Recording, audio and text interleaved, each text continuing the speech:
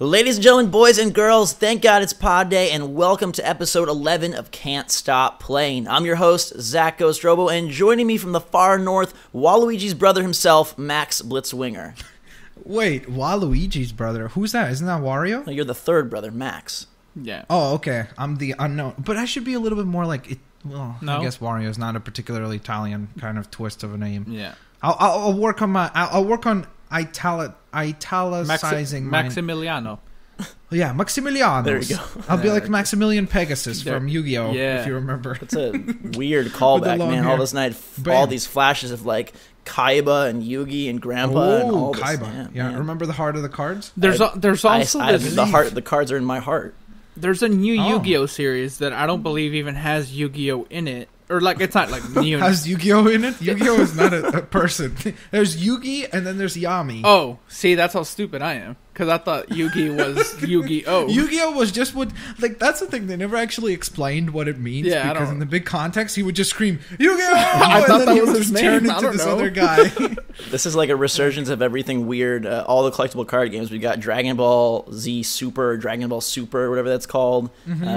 Promising like 100+ episodes or something insane. I'll take them all, dude. There we go. And joining us, that other voice you hear, our very own resident genie in a bottle, Gabe Volatile Gabe. Let Tom play. No. In a ketchup bottle. Yeah. I knew you were going there. just let Tom Brady play. Come on. We don't want to let Tom Brady play, but we have been playing some things like Splatoon, and we are going to talk about what Nintendo will have us play, hopefully, at E3. This week is all about their big press conference. They revealed their epic plans. I've got pages of notes to go over from what they... Epic? Their plans are so big. That's why we started the show late. I've been combing through them. Zach, you're going to disappoint people. They're going to be expecting this amazing thing. So Nintendo basically announced today that they're going to be at E3. And that Tanner has been running the company for the last year. Wait, which explains a lot of things, but... actually, the thing they did announce is that they're doing the World Championships again. Yeah. So that's a thing, right? Wait, hold on. Do people generally care, or are they joking? I don't understand. I really think people care. I think people loved the whole Smash thing last year, and then now they're going to do that, but amped up to like other games, and Yeah. I think it's a good idea for them to do that, because honestly, I think the one complaint a lot of people have who attend E3, and I've never have, and I believe Gabe hasn't, but you have, Zach, is that it's a very businessy event. Like, it doesn't feel very fan-friendly. So this, like Nintendo doing this, that puts them right up there as the best company in terms of just like treating the fans. Like, they're like, hey, we know that this is a week of celebration for gaming, and we kind of want to involve the consumer as much as possible in that process. Not just business people and reviewers and the media, but the actual people that are going to be consuming the games, which I think that's a great move for them. Sure, I think the Smash thing they did was awesome. It's a public-facing event. I mean, in the past, Microsoft, Sony have done like big music concerts. Like, oh, we've got Eminem and Rihanna, but like that's not for the public. But that's not gaming. Yeah, exactly. So this is Sunday, June 14th, before E3. They are having qualifiers May 30th at Best Buys around the States, and then they'll be bringing those people plus... Not Canada? Like, I guess not. You're going to have to get a passport. What if I bring a milk bag for Reggie? I think... Like, Reggie, I offer this as a sacrifice. I kind of hope that they would have announced like a live Splatoon battle for E3. I bet you they'll have... But apparently it's Splatoon as happening next week or later this week. But wasn't... I'm not sure. I didn't look up the World Championships, the last ones they did in like 1990, I think, right? Wasn't it like different games? Yeah, it was like a gauntlet of so I'm games. sure that Splatoon is going to be one of those. And I gotta get signed up. My Splat God skills are on Splat God? serious point. All right, this is the next Ghost Robo T-shirt, everyone. Splat God, and it'll be just a giant splash of ink. The way you achieve Splat God status is you have to get 1,000 natural points in a match. Oh, okay, so I'm a Splat God then. No bonus points. Yeah, you are. There you go. Yeah, you can wear I got it the pin on the proud. Yeah. third hour. I did beta. that a couple times as well. So we're I all don't believe you, Game. You were there. Wait, you were there, but you weren't there. Not plus Gabe, the bonus but points. 1,000 points without the 300 points you get for winning. Before the timer expires, you need to have quadruple digits. Remember, I did go like 9-0 that one time. Whatever. If you don't believe me, you don't believe me. You don't get points for killing anyone, though, Gabe. Gabe, you side with Tom Brady, the cheater, so I don't know if I can trust you anymore. Damn fighting words here, ladies and gents. All right. All right, you know what? Let's just move on. Wait, are we into Nintendo stuff already? Is that what's happening? The whole thing is Nintendo. Everything is Nintendo. So we're going to open it up. This week is a special. With a very special segment. This one was sponsored by Max, and it's about Nintendo's theme park. Yeah. So we know that the theme parks are coming, right? So I thought, look, until we don't know what they're actually doing, whenever we have a horrible idea... which is probably every week, we'll basically pitch a Nintendo theme park ride. Gotcha. Okay? So, 3 seconds before we hit record, I had to start thinking of one. Yeah. So, the first one that jumped to my mind was Yoshi's Island, right? Okay. So, you'll be driving on the, like, basically it'll be like a Yoshi-shaped thing. You have to dress up like Mario before. Like, as you come on the actual ride... You have to pay Are these like 50 washed bucks every time? Oh, you have to buy a new one. Yeah, it's a new one. Oh, I thought you gotta wear like some kid's sweaty like used Mario helmet. Well, if you want to do that, they'll have those available free for you used as well, Mario at a helmets? discount. Yeah, Okay. yeah, at a discount. So you'll dress up like Mario, baby Mario, that even, Okay. right? And then you sit on Yoshi, and you'll have a button that allows you to like unleash his tongue. Mm-hmm. Right, which will actually be a person inside the Yoshi with a red glove who will just like put out their hand like that every time you press. What's your job? So, I'm Yoshi's tongue. Imagine that resume. At Universal Studios, Florida. Yeah, so that's what you do, and then basically there'll be objects that pop up, and it's up to you to press on time for Yoshi to grab the apple. It'll be like little plastic apples, Okay. and for him to grab it. All right. If you mess up, the apples hit you in the face. Wow. Now, they're going to be made out of plastic, so they're not going to hurt too much. But that's the process, right? Okay. Now, if you get hit by an apple 3 times, what happens is they'll put down like a little bubble that like traps you. And then it'll be that annoying like crying voice that turns on, and you get thrown out of the machine into a pool, and that's it. You put so much thought into that. I have a Yoshi one too. I put 3 seconds of thought before we hit okay. record. Here's what 3 seconds of thought gave me. All right, Okay. a giant mechanical Yoshi. Think maybe like 20, 30 feet tall, right? Mm-hmm. Whoa. And the actual ride, you actually climb in an egg, a Yoshi's egg, and like the ride just shakes and shakes and shakes. So you're in this egg. Wait, so you're spending time inside of Yoshi? Yes, you're inside an egg. Okay. And while it's inside of that giant mechanical Yoshi. Yes, while it's inside the giant mechanical Yoshi. And then Okay. at like towards the end of the ride, it just throws you out the back. And like you basically lunge into this like, I don't know, pillow fort or something. And Okay, so basically you get to experience what Yoshi poops like. yeah, sort of. I love how they What a all have like this very brilliant pitch. tactile like dimension to them. Like you're in a bubble and getting carried away, or you're jumping in a pillow fort. Like this just seems like a germ FDA nightmare or something. Listen, we're gonna have people dressed up like Waluigi cleaning those machines immediately. As soon as you're done, there's gonna be a Waluigi that runs in with like tons and tons of hand sanitizer, and they just like quickly rub it all down, and then they're like, "Next one, please." I think it'd be better if you it can was only have one person Luigi's at a time. with his vacuum squirting hand sanitizer at everyone. There we go. but everywhere. he usually uses suction, right? But he's It's got not like he's flipping that thing in propulsion. Or we reverse. can have Mario Sunshine just coming around and clean everything up. There we go. we could do that too. We're doing that. But I just wanted to include some more of the obscure characters, because then people will be like, "Oh, who's that?" And then it's like I think it I'm- increases their property value. I think I'm more excited for the merch at this eventual park than I am for the actual ride. It's like, look at the Mario sippy cup. Look at the Mario pins. Look at the t-shirts. Look at the towels. My idea for popcorn amiibos. Yeah. What about the exclusive amiibo that's exclusive to real life? Dude, it's Nintendo gonna be Land? made out of popcorn. They're gonna have little statues, popcorn statues. I'll be like at Disneyland, like $70 for like a thing like this of popcorn. All right, so once a week, guys, we're bringing you some ride ideas. Zach, This is the kind of high quality stuff that we will come up with. We will literally come up with it on the spot. I've got two ideas Next week, for you. I think I have an idea for Splatoon. I'm gonna start. I mean, I was going to burst the Splatoon bubble by, I don't know if any of you out there have been to what is it called? It's the Toy Story 3D ride that's at Disneyland California Adventure and at Disney World, I believe, Hollywood Studios. And you're wearing 3D glasses. I've never been to Disney.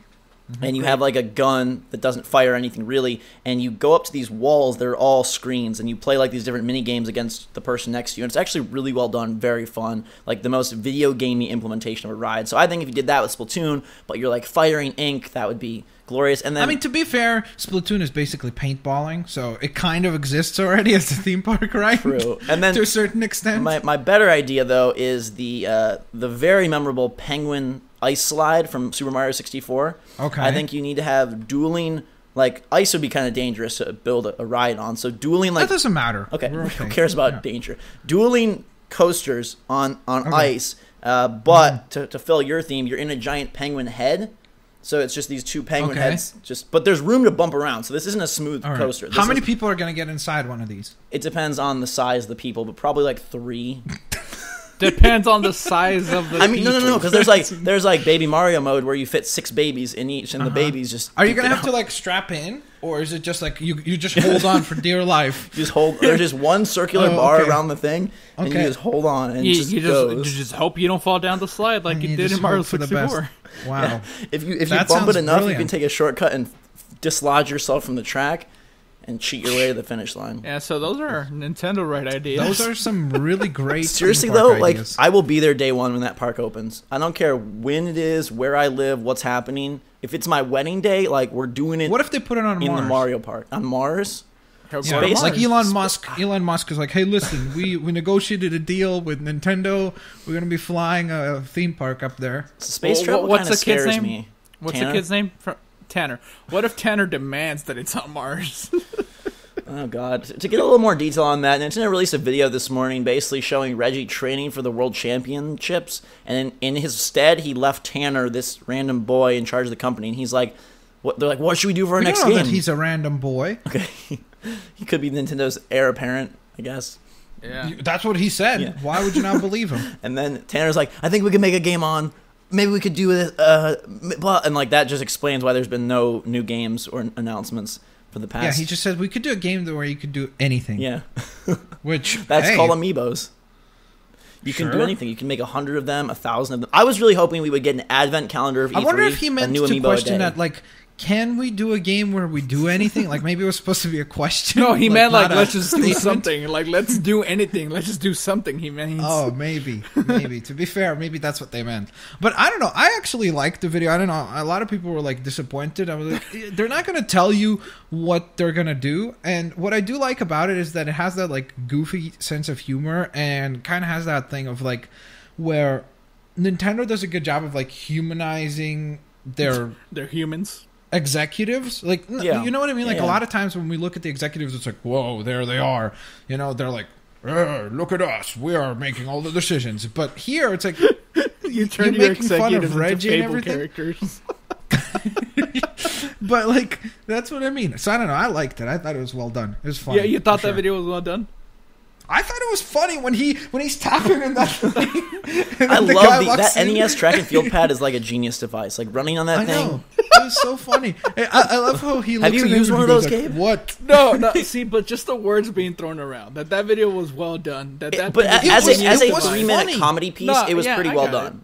Yeah, as an informative. How about when he makes it obvious that he was instructed when he was playing the Virtual Boy like to knock everything off because he's like the most clumsy player ever. He's like, no. See, but was that maybe a hint? That's the one thing. I was watching the video, right, and I saw the Virtual Boy part. And I'm like, is that a hint that they're going to do some virtual reality stuff again? Well, is the trackpad a hint that they're going to do trackpad? Is Tanner a hint that kids are going to be in charge of Nintendo? I think that was just a tribute to the thing that the World Championships may have games from all generations. Like, it could be a Virtual Boy game all of a sudden. That could be awesome. Yeah, that's what I think that was. So I don't know. I thought it was funny. I think some people just maybe like expected for them to come out and be like, okay, so on June whatever it is, 13th or whenever 16th. their conference 16th is, we're gonna show you at 9 a.m. This is what we're gonna be discussing. Then after that, for 15 minutes after that, we're gonna be discussing this and then this and then this. I don't know who expected that. I think that's what people obviously I that's had an expectation, and but maybe this is just far-fetched. Maybe this is just never gonna happen again. But I thought they were going to say, hey, we're doing a press conference again. Is that just never going to be a thing again for them? I don't think they... I think that, honestly, for them, maybe, I don't know, maybe they'll do one when they do like the NX thing reveal. Yeah.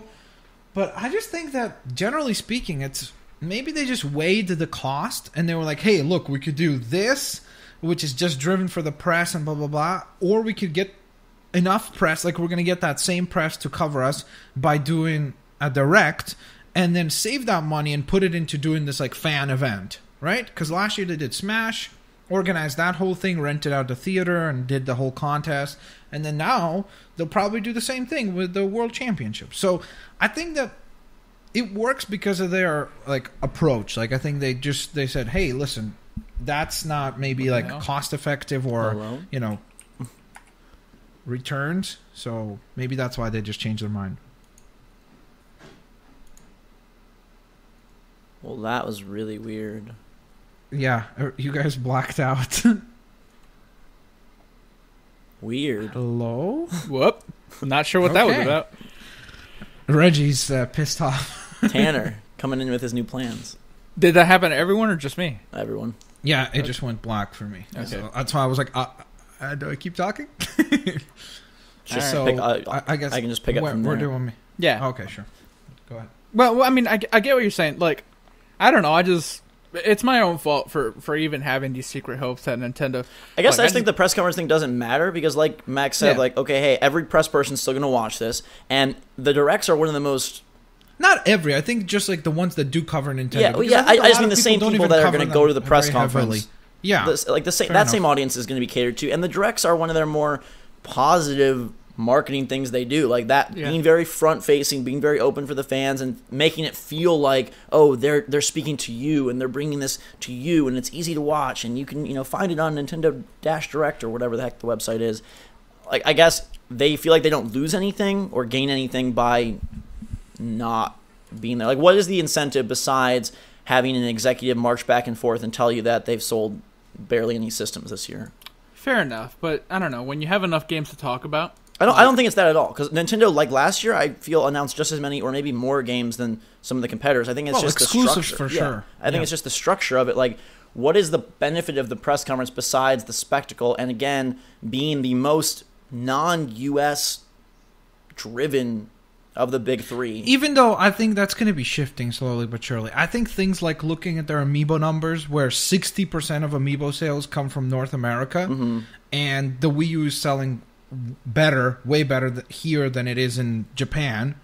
So I think that with that, I think there may start to shift, kind of like, hey, this is our main market now. I would hope. And to be fair, maybe this is why they're doing this thing of like doing the treehouse and doing the event instead of the conference. Because look, maybe it's just an element of us being like used to, hey, this is how it's always done, and then now that a company does something different, we're all like, oh no, it's bad. But to be fair, last year it went off just as, like, having watched the conferences from home, it was just the same thing of watching their direct as watching the live stream of the Microsoft. Like, it wasn't any different, you know what I mean? Sure. The only difference is like just the audience being there, like the actual people like giving more energy to the show. But other than that, if you're watching it from home, it's the exact same experience. And to be fair, most people are watching it from home because, again, you can't be a fan, or most fans don't get into those conferences. Those conferences are for 99% of gamers. E3 is a virtual experience no matter what, so who cares if there's a physical building or a physical room or anything at all. Exactly. And to be fair, look how many more companies now are starting to do that. Like, last year, Nintendo was the only one that did the whole just like purely digital thing, right? And then this year we've got Square doing something. Like, we've got all these other companies that are kind of looking at it and like, hey, we could do the same thing.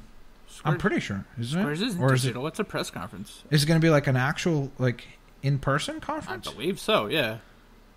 Okay, well, then I'm wrong. Sorry about that.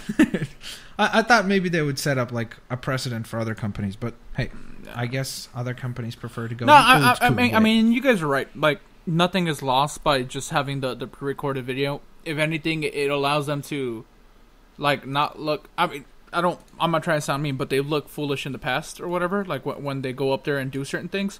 So maybe having it all pre-recorded allows them to just really, push home whatever message they want to push home, and that's cool. That's fine. Before we get any further into the E3 discussions, I cannot not talk about Splatoon. I have a review copy of the game. It's the full thing. I cannot not? Cannot Wait. not. Cannot Double not. It's a means- double negative. I must Okay. talk about it. All right. And I really like the beta. I think we all kind of like were impressed by the beta, right? the Just like test. straight off, you guys played that. Yeah, it's a fun game. It's a really fun game. I think it's a game that, like, we discussed it, like, you mentioned it, Dan, like, in your video and everything. Like, I think it's the most interesting thing I learned from the beta is the mobility in the game. Is like, I'm not going to say it's like, oh, it's not like anything else, but it really feels very weird because, again, the game feels like you're playing quite slow. Like, if you just step back and look at it, it's like you're not moving so fast. But the way that they're able to, like, combine the diving, jumping, music, and just the close quarters of the map, it feels like you're going at like 90 miles an hour. You know, you have this 3 minutes of time pack, like go. Like, you know, there's no, like, I don't feel like that game ever lets you to just like stop and think. You're just kind of like, okay, I got to splatter. And that was really cool. So I enjoyed that. The only thing I will say is, like I told you guys, in the test fire, I felt like when I played for the second time, like I missed the second beta, I got onto the third. So on that second attempt, towards the latter half of it, I felt like I kind of wanted to have more guns or like a little bit more customization to myself. So that's the only thing that felt like vague.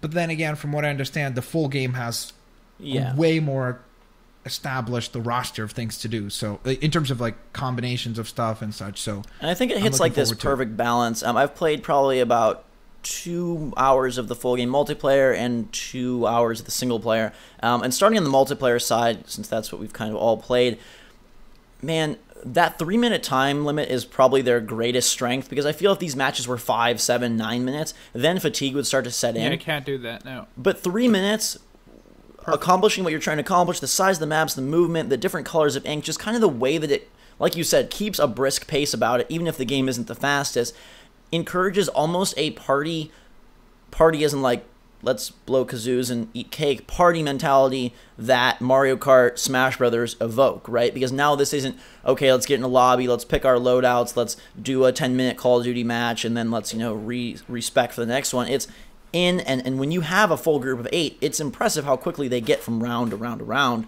And some of the other maps, man, like the 2 they showed in the beta, I feel are the 2 most like standard maps in the game. I played different ones last night, 4 more. I think there's at least 12, maybe 14 maps at launch, and they're promising to add new levels throughout the.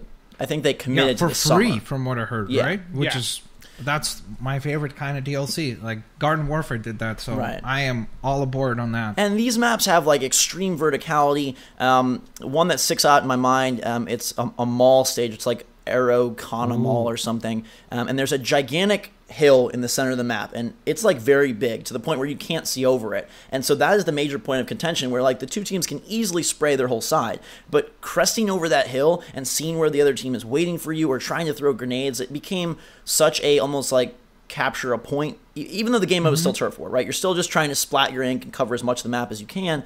It dramatically changed like the feel and flow of the match, because it was all about who could hold that for the longest and then squirt their ink down into the other side. Another map is a skate park and has these giant bowls, so if you can get someone with the roller in there... Is it similar to the one where you did the tutorial?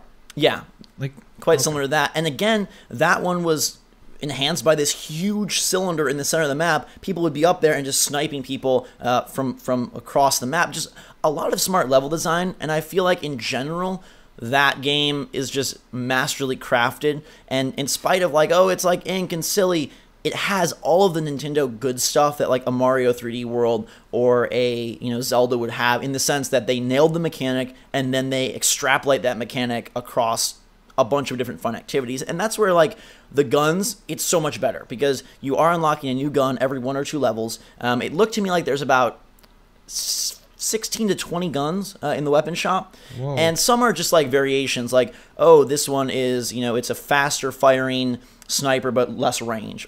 But there are definitely ones that have a different mechanic entirely. And that whole like idea of going and swapping all that out and spending your currency on clothing and hats, and then deciding which upgrades you want, because the gear all comes with mini upgrades like faster faster sprint speed, less time between respawns, maybe more defense.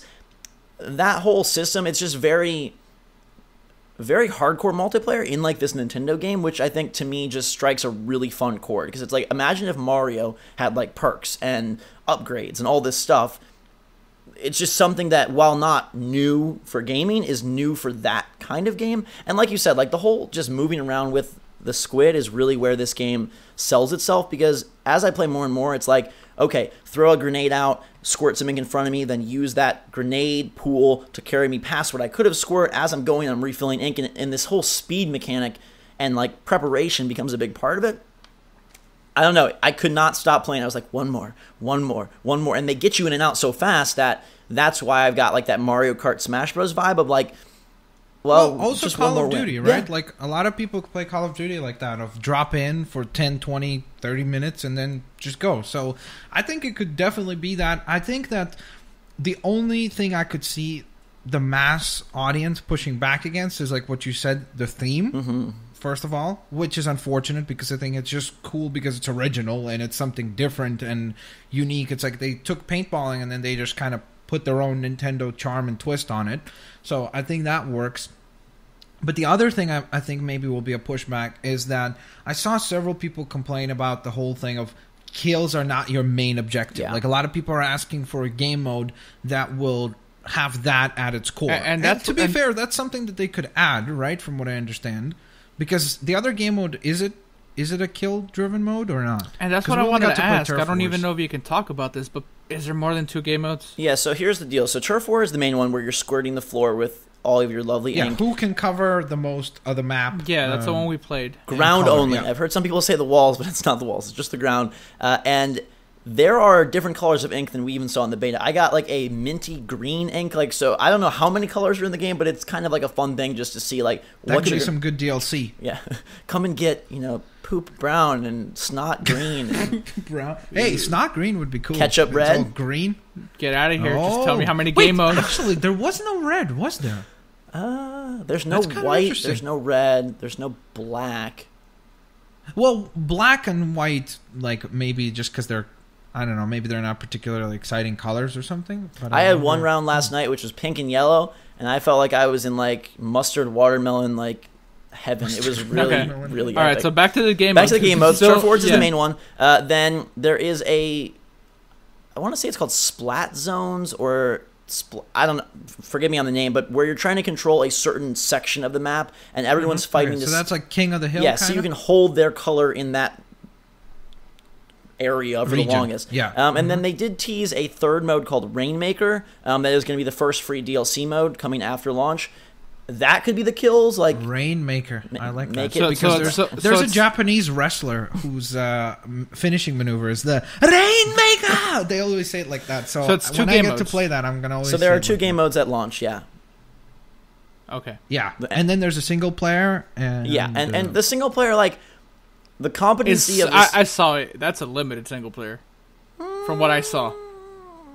I don't know. I was going to say that I was incredibly impressed because to me it borrows a little bit of Mario Galaxy and finds a way to make Ooh, that sounds good. That's my probably favorite Mario. So puzzling and like independent contained levels interesting, and it does the whole like you're on this little platform and then you accomplish the like tiny puzzle or combat, and then you either jump via like the just like in multiplayer, like the big portal, which is very reminiscent of Mario Galaxy's Star Shooters, or you go along these like squid rails of paint that you like zoom along to another little micro section, and there are these connected micro sections accessed via a world map. But the mechanics there are very much, it's like a hard game to describe because it's not puzzle solving in the sense of like, oh, push this block here and do this. It's more platformer than anything. From the videos I saw, it seemed very simplistic, though. In the 12, 15 levels I've played, they do a nice job of keeping it fun and fresh throughout. And you do get a little bit of that, like, oh, here is the fight the Octarians. That's the evil octopi you're fighting, they can turn into people as well. And so there's some stages where you're like battling them. There's some stages where it's pure just like navigation. There's one set of stages where you have to reach the end and fight this big enemy. There are boss stages. So it does fall into a bit of a pattern like Mario. Like there's 3-1, 3-2, 3-little castle, 3-big castle, 3- yeah, train. But within like 3 and 1 and 2, there's different like themes of gameplay, right? Like one will be driven by mobility, one will be driven by and then they do expand upon fighting. It throughout. So the best example I can give cool. is the level I just played before we recorded introduced these new drones basically, and all they're doing is dumping purple ink constantly. That's what the Octarians use, is purple. And so it's dumping purple ink. And so a lot of it was about navigating these environments with these guys constantly moving, chasing you, and not getting hit by them, making sure that they weren't encasing you in ink. Just maybe it's a simple example, but just in the sense that they are introducing new mechanics throughout that aren't present anywhere in multiplayer, right? There's a bunch of enemies, there's flying enemies, there's these giant sponges that people have probably seen in trailers where you shoot them and it expands, then you can zoom up. And again, that mobility is what really ties it together, because you get to a point where you're wanting to constantly be in squid form. Like being the girl or the guy running around feels like it's almost like a speedrun feeling, right? Like, hey, if I squirt my ink just right, I could make this level so much faster. Or I could cut off these corners if I jumped, and landed in a pool of ink over here. And so you're kind of squirting on walls and quickly ascending and then jumping across chasms and whatnot. It has a really great feel. I will say that it's not like, a massive campaign, like this huge open world, and then you go and, see these set pieces. But for a multiplayer-focused game, if we think about things like Titanfall and Evolve, this is an actual single-player. This is not like, bot mode, on the maps. And there are collectibles, and there's some interesting things. There's armor, there are special weapons in the campaign, there's upgrades within the campaign that are separate from multiplayer, so you'll be upgrading like your ink tank, your shooting range, your different bombs. And then the bosses were fun. I played 2 of them, and they were very Mario-esque. Yeah. I want to play more of it, and I'm excited to do so, but the only thing is you call this a multiplayer-focused game, and there's 2 game modes. To me, that's worrisome, but then again, I come from when I think of multiplayer game, I'm thinking different, so I guess maybe I just need to play more. No, I agree with you. I think it is a limiting factor, but for me personally, and I would assume a decent chunk of people, like, when you get Call of Duty, are you scrolling that list of modes, or are you playing deathmatch? Most people don't. Yeah, most people play search and destroy, team deathmatch. Yeah, see, but what I go back to is, we played the global, what was it called? Test fire. We played the test fire thing, and a lot of people mentioned it. Like, like the first hour was fun, but by that second hour, like, I sort of didn't even finish the hour because, like, it's so repetitive. And I believe even Max said something, maybe not those exact words, but like, yeah. I mentioned it right now. Yeah, but to me, I wonder. Like, you see, this is what I said. Like, I think that to me, it was more so because of my equipment and like just having to reuse that. Like, if I was given the option to use more, like for example, I've like when I play like something like Destiny or something like that, I play just the deathmatch and the capture the points thing. Like, those are my favorite 2 game modes, so that's what I play. But because I can choose different guns and everything and different combinations, that's what's fun. Yeah, you're right. So I think that if there's depth in the customization of weapons, that would be great. To me, I compare this game, like, I hope that this game is going to be the Garden Warfare equivalent for me for this year. And Garden Warfare did something really cool where they took a lot of regular kind of shooter modes, and then they converted them to the style of their game. So, like, they have a game mode called Gardens and Graveyards where you slowly advance over different points of a certain amount of gardens, and then basically the idea is that if you're the zombies, you're trying to capture these gardens within a set amount of time to move on to the next garden, so on and so forth, to get to the final point. And the plants, your responsibility is to hold back the zombies and not let them commit to that. And that's by far the most popular game mode. Like, if you go on the game, that's what people are playing. So I think that maybe that's kind of what they're trying to do here with Splatoon, is like Turf Wars is going to be kind of that like pillar, like the foundation, the one where most people are going to play that. But then you're going to have the Splat Zone, I think you said, right? Yeah, it's called something. Yeah, and then Rainmaker, right? See, is going to be, and that's fine. Game. I understand. Like, everybody gravitates towards one game mode, and that becomes the one. but I think it is sort of a deterrent when we're not given the option to choose the one because we're told, hey, this is the one no matter what. Like, yeah. Well, again, I agree with you. I think, like, look, in terms of depth, yes, definitely an element of, like, hey, do you want to have all these other game modes? But I almost feel like maybe the reason for it is twofold. One is because Nintendo's approach is instead of just doing, like, a whole bunch of styles, let's just do one or two game modes, but the ones that are going to be done, like, exceptionally well. And adapted to this gameplay style, because it's still, as much as it is a shooter, it kind of isn't, because the mobility here is so much more different. The idea of storing your ink is almost something like out of Bloodborne, where you're running out of energy and you kind of have to, like, know when to back up and not to be too aggressive. So there's, like, that element of management. And that's right? where, like, the single player, they kind of unleash their creativity there. You can see, like, holy crap, there's so much more you can do with these squids and this ink besides just paint the walls or paint the floor. You know, like, that's where you have, hey, I'm bored of Turf Wars. I can jump out and play this, whatever it is, 5, 6, 7 hour campaign, get through that, then move back to the multiplayer. And I will say, like, the one disappointing limiting factor is the fact that the maps change out every 4 hours. It's 2 maps, and then 4 hours, they switch 2 more maps. I don't know what the idea was behind this. In multiplayer, so, like, they'll have 2 sets. So for each mode, set for 4 hours, and then you're gonna have.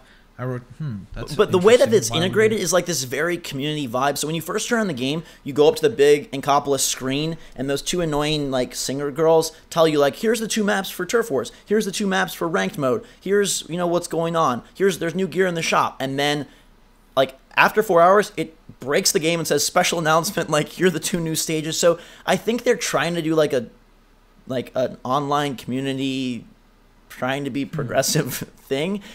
Yeah, I don't know. Like, you see, I wonder how that works. Like, first, it sounds weird right away. Yeah. Like, why? But then I'm starting to think, like, when I play Call of Duty, how many maps do I play on? Well, and here's why I think it works, and here's how I would sell the game.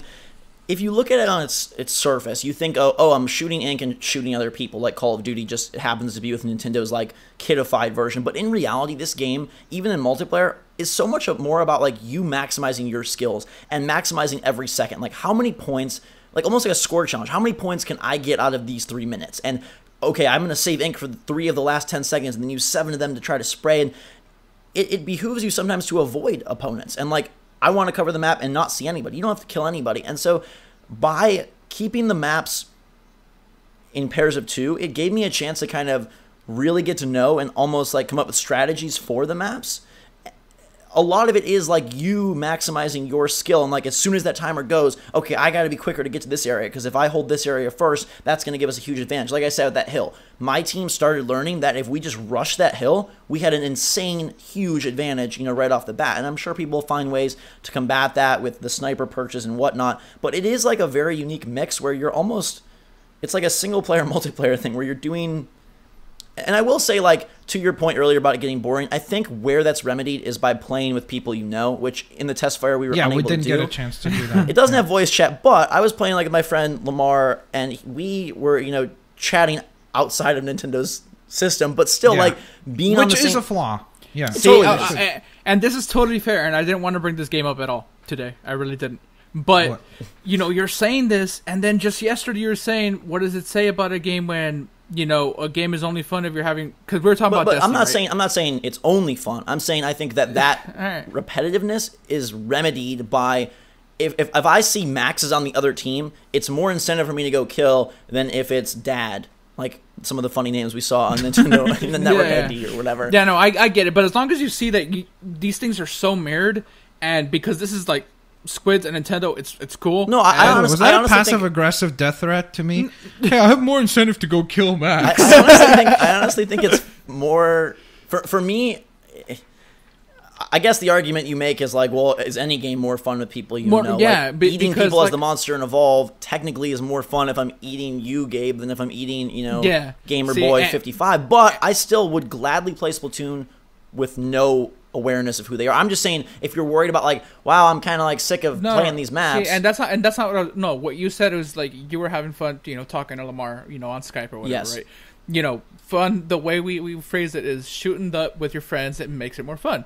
And what does it say about a game where you can only have fun when you're doing it? But I'm not saying that that's the case. Okay, all right, whatever. Cool. Gabe is trying to get those little snipes in about Destiny. That's all. We're going to talk about Splatoon a lot more leading up to the release, right? Yeah, Eventually, we're all going to play it. Once we have we can more time with it and everything, we will for sure talk about it more in depth. I think it's a cool idea. I think it's interesting to see Nintendo do a new IP.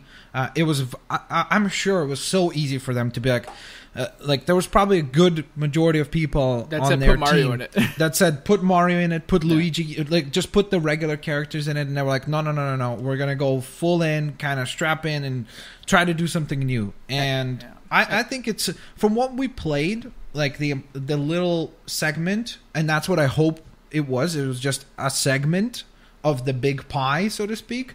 And if that's the case, I'm really excited for it because I think that and added then additionally to that the fact that they said that they are going to be doing DLC, that it is free, has me hopeful that not only are we going to get maps and more customization, but at some point maybe they will do something like Garden Warfare where they added whole game modes like Taco Bandits. That was never in there. And then they brought that in, which was kind of like a capture the points kind of thing that is more traditional.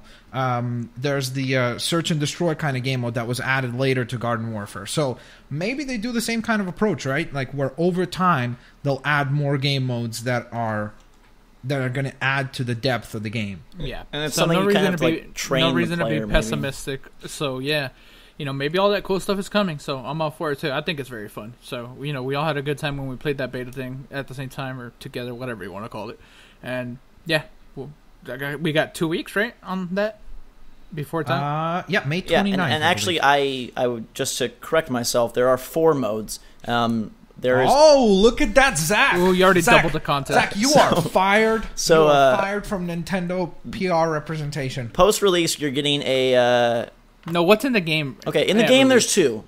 Okay, but post-release, you're getting new stages every few weeks, new weapons, new mode tower control, themed events. There, you see, tower control is probably going to be like, what is it called? What is that game mode where you have A, B, C, and then you go and try to capture, and then based on like domination type. Yeah. Domination. Yeah. There we go. And then in August is when they're introducing Rainmaker. And then more functionality. Sorry, Zach, you didn't say that right. Rainmaker! No, and I just think it's important to keep it into perspective. Yeah. The game is still just launching with 2 game modes. Yes, there's 2 more coming, but, you won't have them all till, what, August, you said? So, sorry, what was that? What was the game modes that are coming again? Could you just repeat? Tower defense, and then what was that second one? Rainmaker. Rainmaker! Gabe, how many modes are in the Crucible? 6. Well, now 8. It was 6. Well, it actually... Destiny was also similar in that regard, where Destiny came out, I think, with 4, and then they added more no, it had after, 6, right? It had 6. Are you sure? Because I remember there being... I thought there was like 2 or 3 things. No. I had 4 things in the center. Yeah. It started with 4, now there's like 8. So. But similar to Splatoon, a lot of those weren't accessible right when you booted up the game. You had to rank up. Well, no, but they're in the game. I guess we'll see. They're in. All right. Either way, okay. Splatoon. Let's move on to the lightning. This is the ink round this week, Max. Or the ink round. That was actually your suggestion. So I failed it. Round 1. This one's all about Nintendo. I went with some interesting questions. This week, round 1. The first question. Wait, were last week's terrible? You're just like, yeah, whatever. I'll just ask. No, but they were a little bit more. I don't know. I get a little bit jazzed when we talk about Nintendo. Okay, so round 1: Mario or Mario? Either. Mario. Either is the correct answer. I've said Mario since I was a little kid. I feel like Nintendo says Mario, though, which Mario. Bugs the heck out of me. Yeah, they do. They sometimes do, yeah. It's a person-by-person thing. Some people do say Mario. It's potato, tomato. Yeah. That was a truly lightning round question. I like that one. That's a good one. Round 2. And that's a very passionate... round 2, Amiibos. Are you okay with the fact that the plural version of Amiibos is still Amiibo? It's not Amiibos. They don't add... You need an S for your Amiibo. By the way, putting 60 stages on an Amiibo, if that's the case, if they're as long as the single-player stage, that's a heck of a lot of content. Anyways, for Splatoon. Round 2, would you prefer to see... If Nintendo dips back into their remake waters, Mario Sunshine HD or Mario Galaxy HD? Mario Galaxy HD. Galaxy. Really? Yeah. Did you play Sunshine from start to finish? Yeah. I played, not from start to finish. Me neither. I played a good chunk of it, but I don't know. I really, really like Galaxy. Oh, I like Galaxy really too. fun. I just think Sunshine would be fun. I just think to see I think what the it's only like. reason Galaxy's not like as revered is because of the graphic limitations of the Wii, and I think if they could like up-res that and like bring like more vibrance to those colors, Well, they can't and just everything. up-res it, to be clear, because Yeah, they gotta I know. redo it. Yeah, So- they'll have to because of the motion controls and everything. Yeah, of Yeah. course they'll have to adjust it in many ways. But I think like in terms of just visually, it's gonna look so much cooler. So I'm all on board. Galaxy, bring it a on. lot of work for HD textures. It would take the same for Sunshine, since that wasn't in HD either. But yeah, either one, that's a lot of work. So But Sunshine, Or we could just get Galaxy 3. or Sunshine, Yeah, you can do a Splatoon DLC where you have the ink swimming through the there you go. waters and just. Stop doing Nintendo's Who job. needs Tanner? Hire Zach. Round 3, the final round. This is how lightning round should be, man. This is really like- Yeah, the ink round. We're A moving little our bit of way through it. sentimentality before we look forward. Let's look back. What is your favorite Nintendo console of all time? Super Nintendo is the only right answer here, right? It's your favorite. We know that you're going to say that. Yeah. Your spirit animal is Pixel Game. Yeah, I mean that's probably it because like that's the one that. Because what other one could you name? Like, No, honestly. I mean like I think well, for a lot of people it could be the N64. I would imagine. which had like 200 games total. I think a bunch of people would say the DS. Yeah, but it doesn't matter because you have to think about it. Like for the average person, how many games they played, right? Like Sure. even when I with the SNES and everything, I didn't have that many games. I think I had like 5 or 6 games because games are expensive and like you couldn't just buy like See, but back hundreds in of titles. when the 64 was around, you could rent them. Yeah, well, not where I lived, so. Oh, okay. I used to rent like 2 or 3 Nintendo 64 games a week. I believe I played close to every game on that system. Yeah, it's weird. Wow. It's weird how few there are. I've seen like images of all the cartridges Yeah. lined up, and there's like not many games. People forget that like the Nintendo 64 was not super successful. Like we think about it in such a nostalgic way because it gave us Mario 64, it gave us Ocarina of Time and Majora's Mask, and amongst a lot of other things, it gave us some cool Donkey Kong games, and more importantly, it gave us like Killer Instinct 64, which is garbage, but it was fun. But More other than importantly, it gave us a game that was garbage but fun. that, like That Jet seems Destiny. That was a thing. There was a lot of cool stuff. Can I just say Alright. that I played 30 hours of Destiny? That's the only thing I want to say this week. Some people I think got the impression that I never Zach, played Destiny. don't open No. the floodgates. No, You're just we don't got to bring up this. All right. You know, it's like a metal reef that's just holding everything back, and then you're just walking up to it and you Because start if you poking say it. that, I'm going to say 15 of those were pre-launch. Doesn't okay, whatever. Okay, let's please, ladies and gentlemen, Yeah. we hope you enjoyed this week's Ink Round. Yeah, We will now woo! move Wait, on to hang on. our Can I say my discussion. favorite No console? one else chose the Oh, consoles. okay, sorry, I chose sorry. the Super Nintendo. Yeah, what'd you I, choose? I agree with you. That's, Okay. I agree with I'm you. gonna That's be the one that I'm gonna like, be made me outlandish. fall in Like love with how is games. that Say new? the Wii. I'm gonna say the Wii U. I honestly feel like Nintendo is perfecting their franchises at a point that they've never reached that level of polish before. And I actually like. Except on the Okay, perhaps the Super Nintendo, but for me, like, I really like that gamepad. I don't know why. Maybe I'm goofy, but I really like the gamepad. I like how it feels in your hands. You like it so much you didn't even put it on behind the wall, like behind you right it there won't on fit. one of those I don't think hangers. it- It'll topple over. I could It probably would make it fit. fit. No, it would fit. Okay, all right. So Next we've week, I'm expecting it to be we've up there, Zach. established this, but Zach really is like an alien from another planet.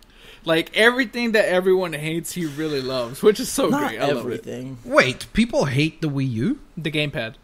Oh, People okay. people hate the gamepad. I don't like the gamepad. Like, I don't like it depending on the game I'm playing. Like, if I'm No. playing Smash, I have a hard time, like, because I Yeah. feel like it's a little too big. Like, I Smash is can't bad, yeah. I can't do the same things. But, like, I like it for... To be honest, the entire second time that I played the Test Fire, I played with the gyro controls. And I started getting were a you hang able to of it. get used to it? Yeah. I think the problem the first time was that I was sitting too close. Like, I sat back more, and it's weird, but you do get almost like a little bit more accurate with them. Like, because you can just quickly, like, it's... I don't know what The it is. advantage of It almost feels more the gyro intuitive- controls that I was intuitive. reading, online, is that you can quick turn with gyro controls because of the camera reset that you can't do without. So, like, if I'm running at you and then I about face my character and press Y with gyro, it will flip the camera entirely, which is apparently like a very beneficial move for increased proficiency. People are already coming up with crazy... Yeah.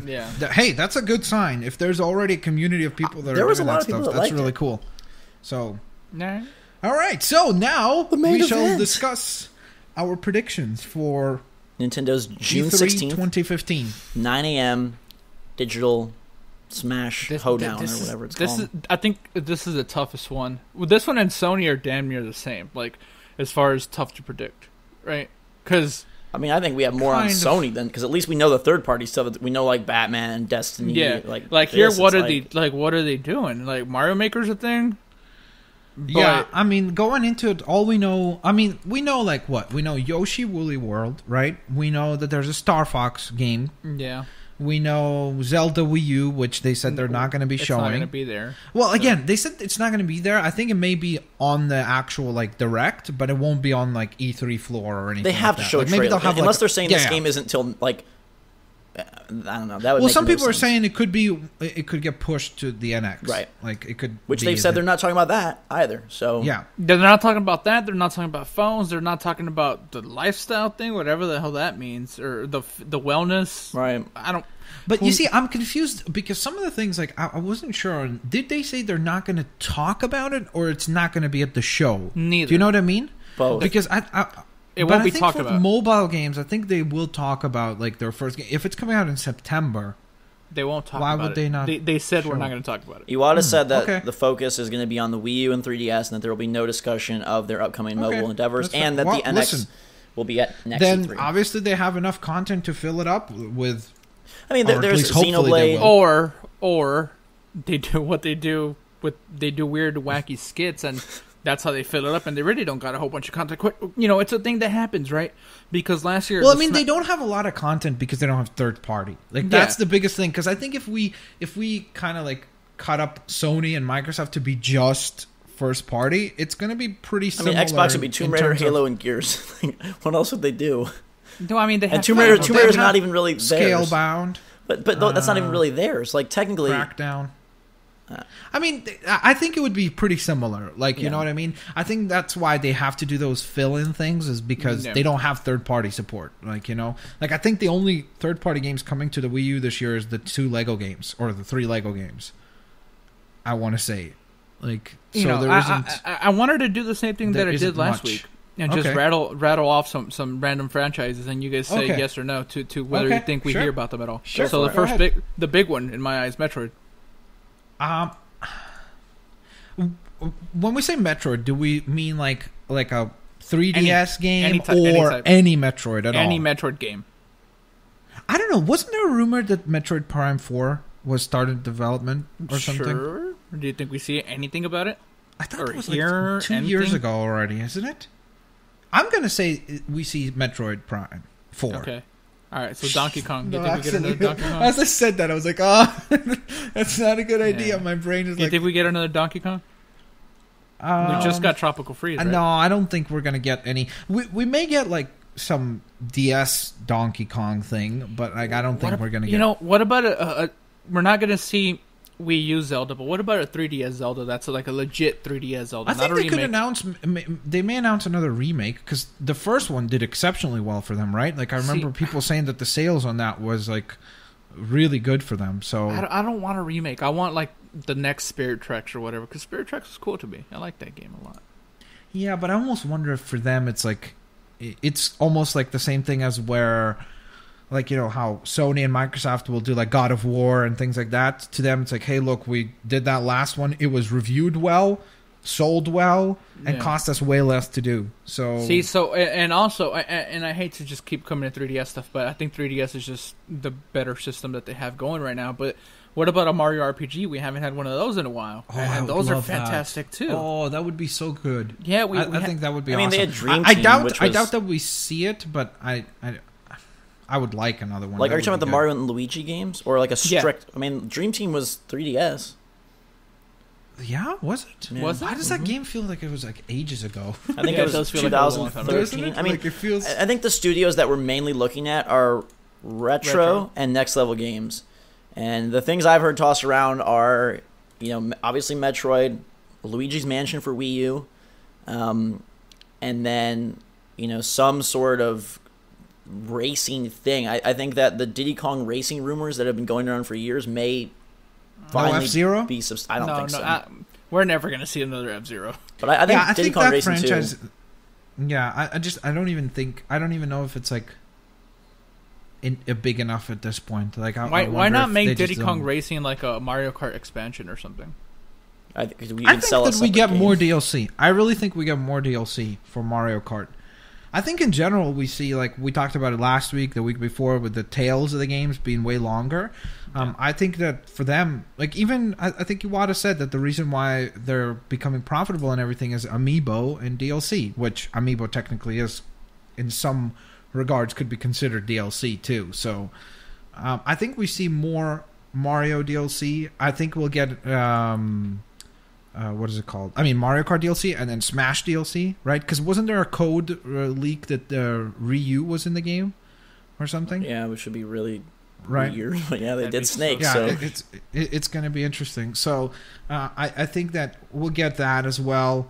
Most likely, we will probably get Amiibos, like some other Amiibos, right? Yeah, we'll get a new wave announced or something. I don't know. I think Amiibo will take a much bigger step than that. I mean, Amiibo are their best-selling thing. Last year, they were revealed, right? So it was just like... Do you think they announced a game? Yeah, Do you think they finally announced, like, a platform? Yeah. It's interesting, though, because you see, like, this is the year that's going to be the most saturated in that marketplace. Mm-hmm. Because this year, we're getting LEGO Dimensions, a new entry, Disney Infinity 3, and it's now confirmed. A new Skylanders game is most likely coming out as well.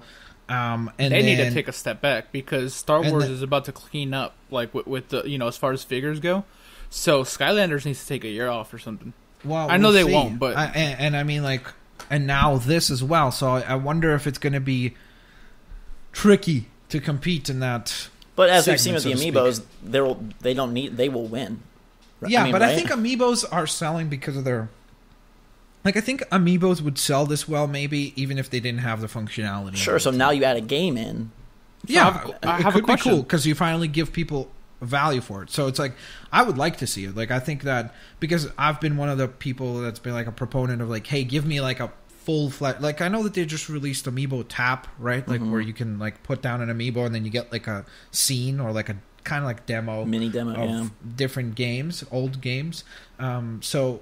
That's cool, and again, that gives you more value, so I'm not complaining, like, the more the merrier, but I think that if they came out with something like, almost like, what was it called, Nintendo Land or Nintendo World? Nintendo Land, was the first game that came out, like that, but with Amiibos, where you could have things gated off to be like, okay, here's the Mario World, and then in the Mario World, like, if you put down Luigi from Mario Party Amiibo, it unlocks this kind of game, and then this unlocks this kind of game, and so on and so forth. Like, I think that would be a great idea. If they could make it free, that would be amazing. Like, if it could be a free download and then just unlocked based on the Amiibos, that'd be incredible. Do you guys think that Amiibos continue to sell as well as they do, A? And B, do you think that Disney Infinity 3, with the whole Star Wars thing, sort of... What do you think sells more, basically, between those two? Star Wars... Toys, Disney or if there's a game? Toys. No. Just see, here's as they why stand, I think it's very evident that Amiibo will... As much as Star Wars is huge... Whoa. You think Amiibo will beat out... Clean shop, yeah. And here's why. I think because the Amiibo figures look like the characters, and the Star Wars figures don't. No, but can we talk about Marvel superheroes versus Amiibo? It's very different numbers. Is it? Marvel crushed Amiibo, really? Because remember, Skylanders Nintendo did $1 billion. Yeah, so but Nintendo has a thing where there's there's no $70 pack. So what? I'm talking just figures. Which figures? So you're telling me that you think Disney Infinity figures have sold more than Amiibo in the last year? They have. I don't think that's a question because Nintendo has the artificial, like... I mean, it's just obvious. No. It's obvious just because of if we look fundamentally in terms of, like, if you walk into an average store, what's the shelf space like? Okay. Because if I'm a retailer, I will dedicate shelf space to the biggest seller. Yeah. And the biggest sellers, like, there's literally, in my local stores, like Walmart's and Toys R Us's and Best Buy's, Skylanders and Disney Infinity have their own walls, like a whole wall. But we know display. that they've intentionally limited supplies, so how... And that's the thing. They sell less because maybe, not that they want to, but their practices are sort of leading them to sell less. Well, Nintendo is also... Look, I think partially that low supply is the reason why there's this demand, right? Because that that element of like, oh, I gotta hunt them down, I gotta find that rare Meta Knight, and it kind of gives you that vibe of like Pogs and Pokemon cards, and like that rarity is part of the appeal of the amiibos. I think if you walked into a store and all of them were there, I don't think it would nearly be as popular as it is. I think part of the thrill is that hunt, that kind of like, that excitement. Oh, today's delivery date, today's the release date for the game, for the new amiibos, the new wave. I gotta drive to this store, and try to get myself a complete wave of them. I think that's part of the appeal, and you have to consider the fact that, like, on average, what I do think Amiibo does better at is the average number of amiibos that people buy. Like, I think an average person probably buys like over 10 amiibos, whereas I don't know if they buy over 10 Disney Infinity characters or Skylanders. I would bet that they don't. So Nintendo announced this week don't that know. they've shipped... I mean, based on how much Skylanders are sold, I would bet that the last iterations, like maybe 1 or 2 ago, like Swap Force or something, probably did do that. Maybe even over that. So Nintendo has shipped 10.2 million amiibos since their launch last, whatever that was, August, September, October-ish. Mm-hmm. Yeah. So in less than you think that they've sold over 10 million Disney Infinity figures in that time? I think so. Yeah. Absolutely. Well, plus don't forget, like, if you count just the starter pack containing 3 figures right away, right? I mean, that's figures as well. So I think Marvel Superheroes probably sold better. They have no sales figures for that. I wish they did, but I think this is the year that Nintendo does create that game. If we want to tie it back to sort of their show, I mean, I don't know that free to play seems like something that's kind of expecting a lot of them. I think it's more the reason that Skylanders and Infinity can be separate games is because if you only had one figure, you could do the game, right? You could complete at least from start to finish for that playset or for that. Skylanders, you could probably do the whole thing if you were good enough. But if you start gating it like, hey, you get Mario and Bowser with this pack, but you have to have Link and you have to have Ness and you have to have Sonic to open these things up, all of a sudden that game becomes a monster. I think if they do it, it has to be like a beat 'em up side, an adventure style game like that. Because if it is gated content, then man, what does that become, like a $250, $300 game? Yeah, which is problematic because what parent is going to go spend $300 so their kid can? Like, I mean, just people did it with Skylanders. Sure. Like, you see, like, I just looked up some stuff on sales. They don't have specific numbers. Right. They don't reveal them. But it's expected to generate $1 billion. So, I mean, if you just think about it, like, where Rocket Raccoon and Venom outsold the Elsa figures, like, come on.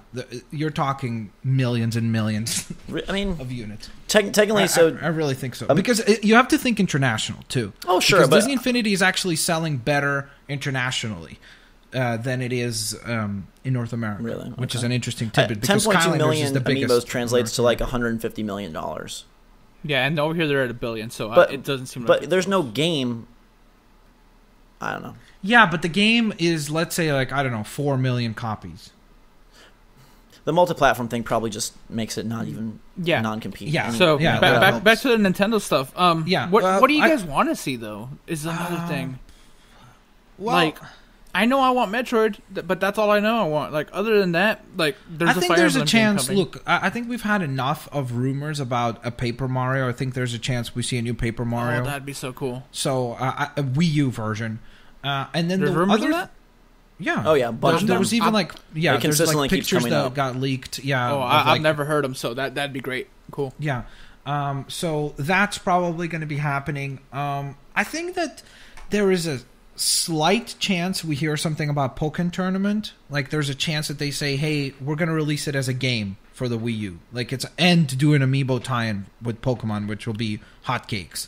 Yeah. So that will be kind of their way of, like, where they can do Pokemon amiibo, but they don't have to do all the Pokemon. Like, they could be selective about, like, which characters they put in there, right? So you pick, like... Because if you do all the Pokemon, it's just impossible. Like, you can't release 600 figures for $15 and think that people are going to collect them all. So, at that point, what you can do is, let's establish a roster of 30 characters, let's say, or 35, or 40, whatever it is. And just release those. Like, you'll have a Gengar, you'll have a Charizard, whatever, you know? So, I think that's their way of doing amiibos for Pokemon. and at the same time not having to do the entire roster. So I think there's a chance that that's what they do. I think Pokemon we for sure see that at E3 this year. I think it's got to be one of their. I mean, it's tricky because it's an arcade game. But isn't that the breeding ground for bringing it to console? I mean, there has to be tentpole titles. People somehow think that they're going to go in and say we've got nothing for 2016. See ya next E3. No. Well, they've had nothing. There's got to be, but but you look at their releases of when Mario Kart came out, when Smash Brothers, when 3D World. Whether it's Metroid, whether it's this big amiibo game, whether it's, hey, we are doing... Yoshi's Woolly World. Not Yoshi's Woolly World. Mario Maker to them is big in tentpole, I think. I think they understand the limitation. I think that is a focus, but I don't think that they're expecting that to be like a 10 million seller at all. Yeah. And I hate to be fair, I don't know if they can expect any game to be a 10 million seller, because they have 10.5 Wii U's, so... Yeah. Mario Kart's probably close. They can't let a whole generation go by without a new Metroid game, right? Like, I keep coming back to Metroid. But, man, the NX, right, let's say, assume they announce it sometime next year, like 2016, and then it comes out 2017. We can't have a whole generation go by, can we? That'd be so I think weird. Metroid gets put on the 3DS. If I didn't bring it up before, but yeah, I think that's where it shows up. I think they do a Wii U game for Metroid. I think they do it more so maybe because they're considering to push Zelda to the next system, and they need something. What big if they put like Pokemon on Wii U? They will never. They said it's never happened, but I would love to see it, because again, I think those Gale of Darkness games and the older GameCube ones, they were awesome. I'd love to see something modernized, take that. And again, Pokemon always sells, so. Take pictures with your... I could totally see look, that. man, it's simple. You just hold your gamepad up like this, take a picture of Pikachu, bam, it's money. I mean, people have been calling for another new Pokemon 3DS game. We're kind of due for one of those, and you could see them easily tying in, there's a set of legendary amiibos that you only get from tapping them in. We just got X and Y 2 years ago, 3 years ago. 2 years? When did we get X and Y? I mean, we got Omega, Ruby, and Alpha Sapphire last year, right? Those don't count, I think. To them. Well, I mean, the remakes, they're still games, so... Yeah. Let's go to the people and see what they have to think. Okay, let's go to the people. Thomas McCoy, longtime listener, big-time fan, he writes, and he talked about seeing a bunch of DLC like we kind of brought up, and that Amiibo game where it all ties together. He also thinks there will be a big new Animal Crossing, since a couple people brought that up, since they...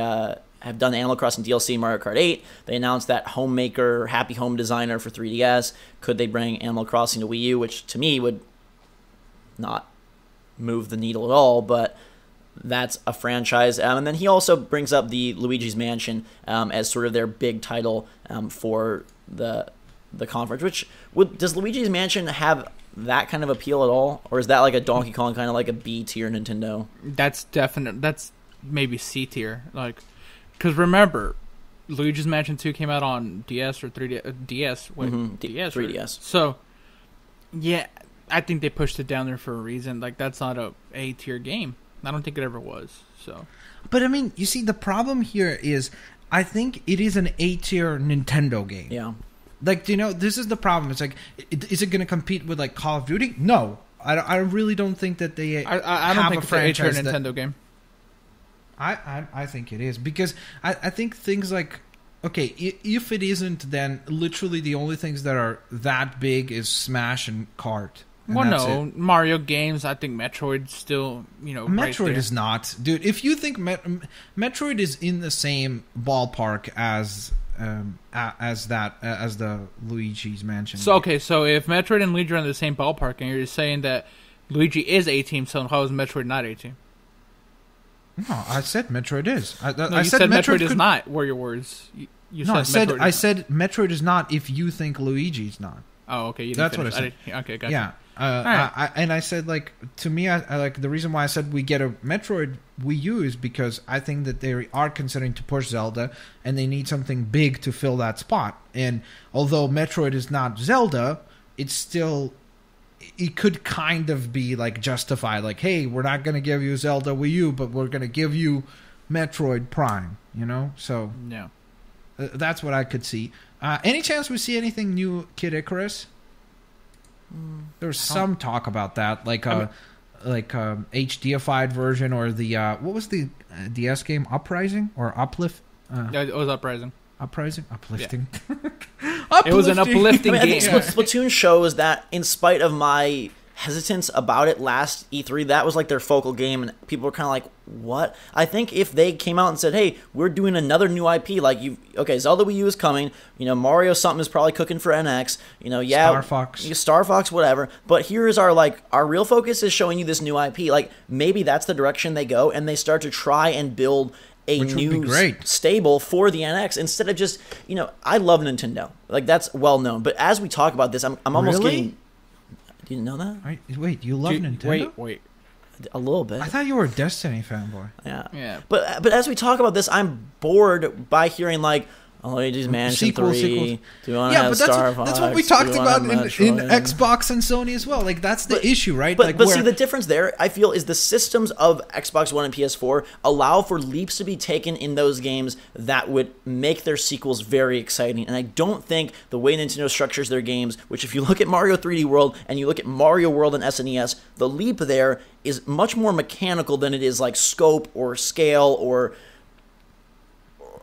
I mean, graphics, yeah, they look better. Yeah, there's some prettier backgrounds, but it's like those games, Donkey Kong Tropical Freeze versus Donkey Kong Country, they've retained so much of their same self that I don't find it as exciting unless you're going to say, hey, we're doing something different like Zelda Wii U and we're going open world. So you think it has like hardware limitations more so? I don't know if it's even hardware limitations. I think just our expectation for sequels from a game like, man, like what could they do with, the next BioShock or the next Tomb Raider, the next Gears of War, like that to me is put way out there because of the fact that we see how powerful the PS4 and the Xbox One are, which is hardware, and the fact that Microsoft and Sony utilize that. Fundamentally, a lot of the games are still the same, sure, right? Like I think what maybe you're also touching on is, I would really, really love for Nintendo to do a story game. Yeah. Like a game that's driven by story. Yeah. And I know some people are going to say, oh, no, that's not what they do. But I think that they have an opportunity to do that. I think they have an opportunity to take even a new franchise and do that. Like, create something that is driven by narrative. Because a lot of the excitement I think we have for sequels on other platforms is because we want to see these characters again. Super great. And not even the gameplay advancements or the graphical advancements, but seeing those characters again and them going on another adventure. So why not do something that is a little bit more narrative, or not a little bit, a lot more narrative driven than what they typically do, and create a game that is, like what I've said, I think that Nintendo could easily do what Pixar does, where Pixar is family friendly, but their stories are well put together. They're not like vague. Right. They have great narrative. So why not take that model and adapt it to a game? And that kind of speaks to what I guess I was trying to get at, which is like, okay, if you think about, not even saying like, oh, the Wii U is a weak console, but in the way that they utilize that power, many of the third parties, Microsoft and Sony, use it to basically expand. And I don't feel like Nintendo does as much. They double down on mechanics, they double down on style and visuals, but it's not like, oh, because we have Wii U, we've got this, dialogue-driven Mario, or we've got this huge, epic, sweeping, cinematic Zelda, or we've got this Metroid that really dives into who Samus is. It's not about that for them. So not so much like, oh, the Wii U's weak, but with their sequels, you're basically getting like an iteration rather than an evolution. I feel like their evolutions are much less apparent, and maybe that's why it's, man, I'm like rewriting my own history book here. This is kind of freaking me out here. But they, again, if you take Mario 3D World and you look at the past Mario games, it's like, what was the evolution there? It's not the same as evolution as, oh my god, now look at The Witcher 3's giant open world in comparison to The Witcher 1, right? Like, that's not what they go for in terms of game 1 to game 2 to game 3. But to be fair, what they do, that sounds weird, but what I mean is, like, Witcher was known to be like a vast world, so it's like they've improved on that, and at the same time, here's the thing about that I didn't even also. know. Yeah, go ahead. Sorry I cut you off, but I thought that, like, The Witcher, I've never played The Witcher 1 in my life. I've played the first couple hours of The Witcher 2. I thought that was an open world game. That it was not. No. Like, The Witcher 3 is the first open world game. I didn't know that at all. So they're not known to be these vast worlds. So it's again, actually. it's like Pokemon, right? The next Pokemon will excite people, but it's not because Pokemon is making a giant leap forward. If they came out and said, we are telling this very heartfelt, upstyled story of this trainer and his Pokemon going through whatever, that would be, like you're saying, something very different.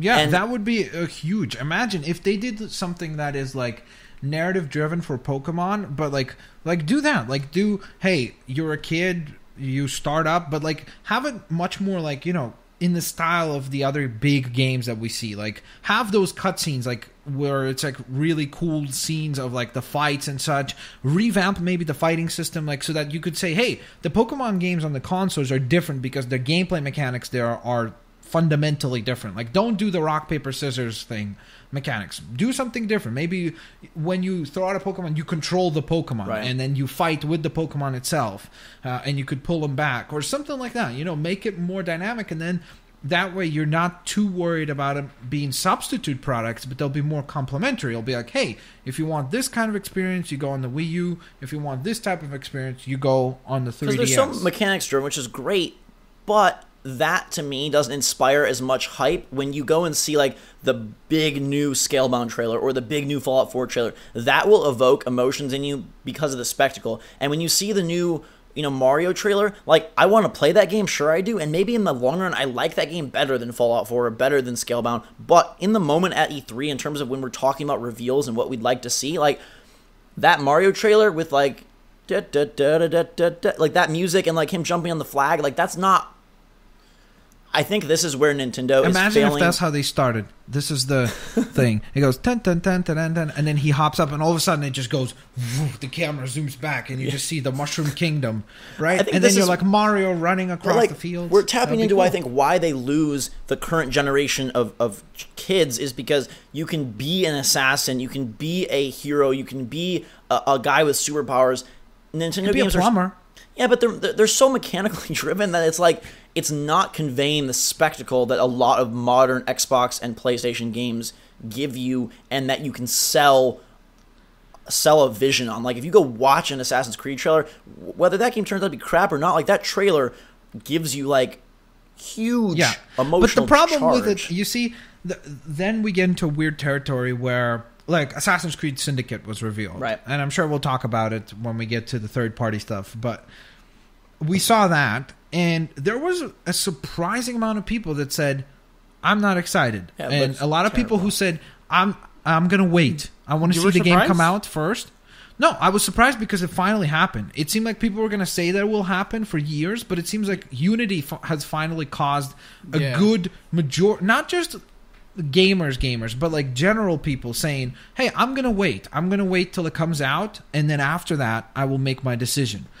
And that was surprising because I guess people got to the point where these hype trailers got us hyped, but then the problem is that when the final product comes out, unfortunately, a lot of times it isn't what was revealed.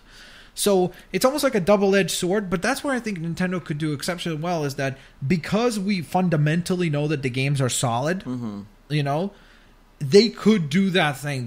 Imagine if they do come out and they say, hey, not only do we have games that are fundamentally, from a gameplay perspective, are going to be top-notch, they're going to feel intuitive and feel like a game. Because I think what they do good at is they truly design games. Yes. Like, they don't design oftentimes interactive movies or something. They design games.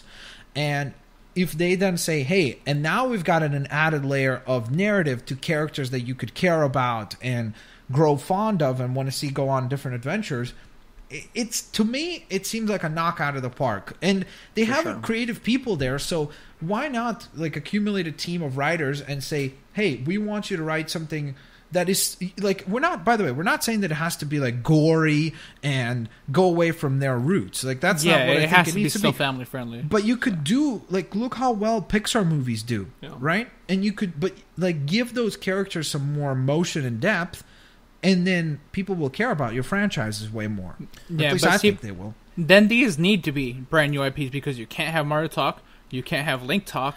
But you see, this is, I think that because of their audience diminishing, I think, yes, they can have Link talk. I think that, in fact, if this next game, they give Link more of a personality other than he's a hero, like, give him a little bit extra depth. Like, give us some motive, give us some like more characterization for him. I really think it could be very, very, very well portrayed, because it will attract a new audience that will look at it and be like, oh, okay, well, there's more depth to this guy.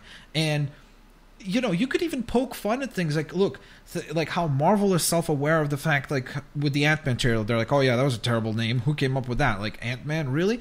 Poke fun at the fact, like, why the heck is he dressed up the way that he is in that green toque and everything? Like, it's like, that doesn't seem very functional or like has any reasoning. Like, you're fighting monsters, like why the heck are you wearing like a green toque and like you look weird? Like, you know, like maybe there's some family significance to that attire or something. Like, that's the things I think are missing, is like, it's always here's a hero, here's a villain, fight.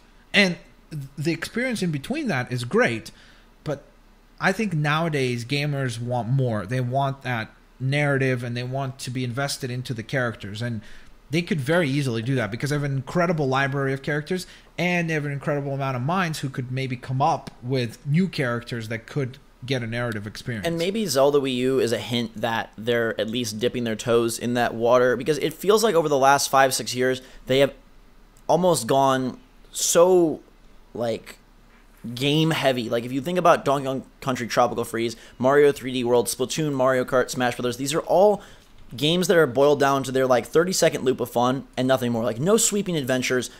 Even Mario, the main 3D Mario, has what you want to say, progress. Whoa. Yep. Hello? You still here, Mix? I'm here. Okay, so it's just him, right? Look at him. He's like, don't shoot me, everyone. I like no, Destiny. Reggie, don't do it. I like Destiny. Look. All right, well, while he tries to get in here, man, you got to keep talking. Okay. About something. I think that how about Mario Strikers? That could be cool. I miss those games, dude. Like, I know, I did too. Games... I really liked that one on the GameCube. I remember playing that one for hours. Hello, Zach. Welcome back. We haven't had one of those in a while. And, you're we had one on the Wii, I think, but...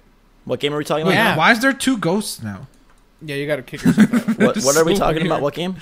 Mario Strikers. Oh yeah, that was. We got a new Mario Next Strikers? Level is working on one for Wii, and they perfect. canceled it. So maybe it comes back. Sorry, continue. What I was saying was like that they have really, with Mario, they went from like 64, Sunshine, and then Galaxy, slowly but surely to 3D World, New Super Mario. It's like they brought it back down to its like core bite-sized mechanics, right? And so like, when do they say, hey, we're going to open back up to those sprawling adventures? Maybe it's Zelda Wii U and Metroid tandem team of like, we're going to give you big, huge kind of what you would get from like a Fallout or a BioShock, but in our Nintendo style. And that would be really exciting to see. I worry that we won't, because they kind of drink their own Kool-Aid exclusively over there and just do their thing. But one thing that Danny brings up that I think is interesting, and maybe Splatoon is a step in the right direction, right? To be fair, true, it's a whole new world. It is very what's the word, like bite-sized driven though. See, you just made Gabe all tingly inside. Speaking in third person over here, man, just the thought of getting a new Metroid or a new Metroid Prime actually, and a new Zelda like all in the same year, like that's just heaven to me. Well, like, Zelda's not coming this year for sure. No, I know. What if they announce Metroid Prime and it comes out in the fall?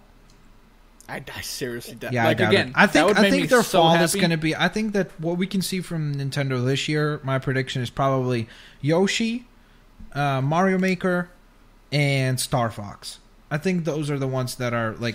See, Yoshi to me is like a Kirby though. That's like a game you like a Me Too like add on. I don't know that you can sell that as like the November game. But the problem is they can't, like, they don't have third party, so to them it is a big game. Like, if you're a Wii U owner, it is like. But don't you think that there's something like for November that gets announced?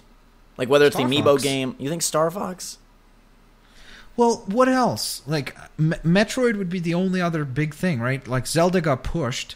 They're not going to do another Mario Kart. They're not going to do another Smash. So they're going to ride 2015 on Splatoon and Mario Maker, basically.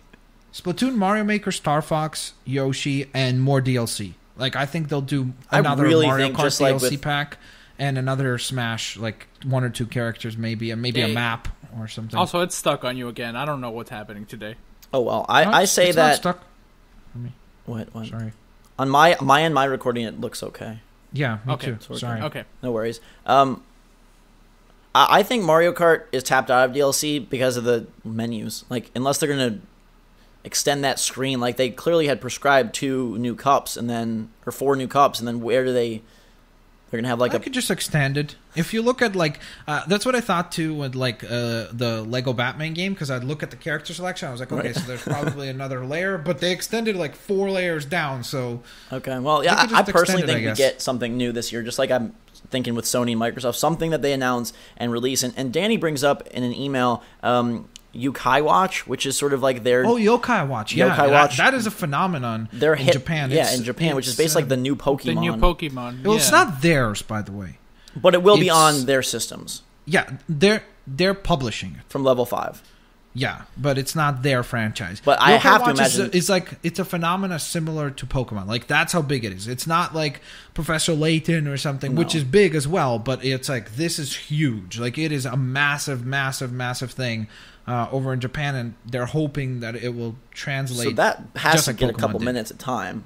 But that's a DS game, and Pokemon. I mean, same. No. Of course, yeah. I'm saying like it's not like.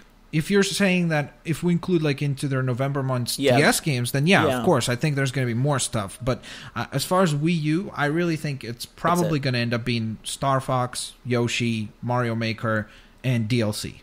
And like that's where like the whole Direct thing gets a little bit odd, because like, for example, something like Xenoblade Chronicles, something like Mario Maker, those games could all be big E3 reveals, but because of the fact that they have these Directs every couple months, like all that stuff has been quote unquote spoiled by those multiple shows. Like, we haven't heard from Quantum Break or Scalebound since E3, right? But you've heard about Xenoblade Chronicles since E3. You've heard about Mario Maker. You know what I mean? So there have been updates. So maybe that takes away a bit of the thunder.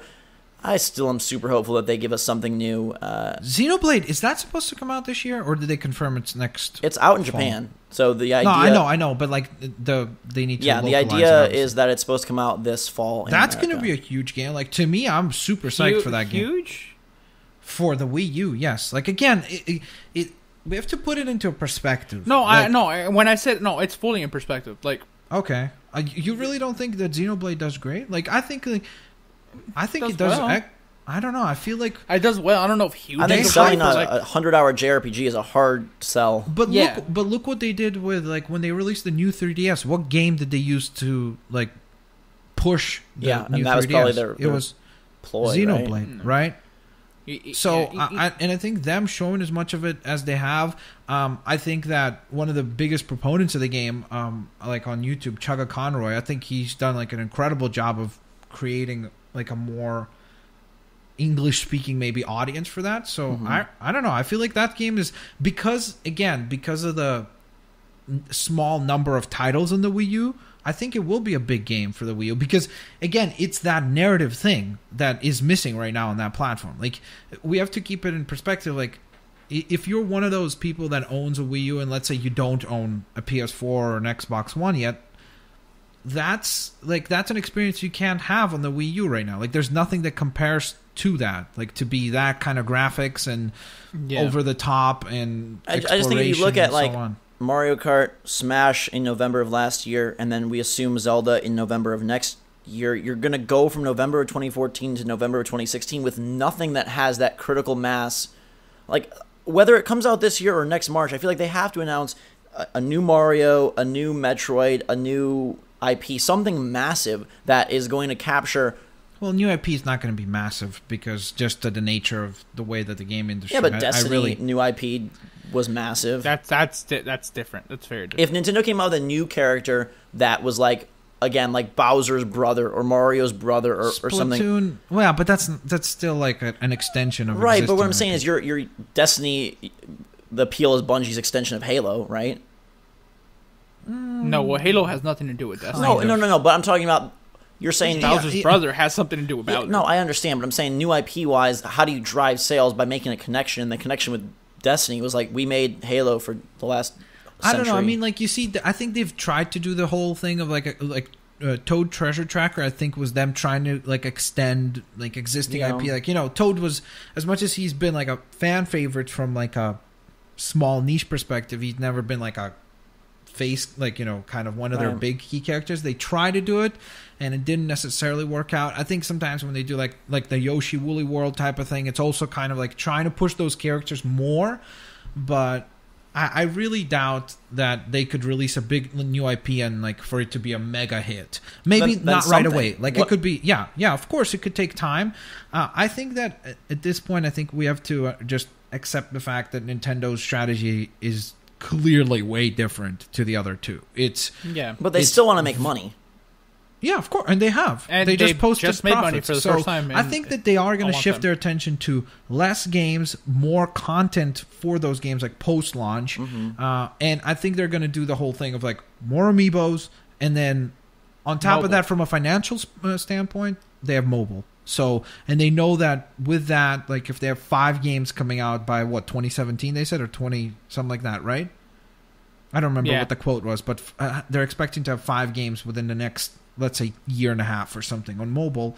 That's lots more money there. So I just think their strategy is maybe different, especially now with the Wii U. I think that the reason why Zelda Wii U may be getting pushed is because maybe they have accepted that, like, look, the Wii U is clearly not the success we would have liked it to be. It's a failure on all like standards in terms of like, financially and everything like that. It didn't work out for them, but maybe they're thinking, okay, we're going to shift our attention and kind of change things up and try it with the NX. So to have a big game on there, just like they did with, what's Twilight the Princess. other Zelda game? Twilight Princess, that they did the same thing. I think you're spot on with the Zelda thing. I just think that you could say, well, we're closing up shop and we're going to get ready for the NX, but I think that the only way the NX even sells is if you're going to build... Yeah, no, I don't think they could do that. I think you got to have some major thing. And Metroid.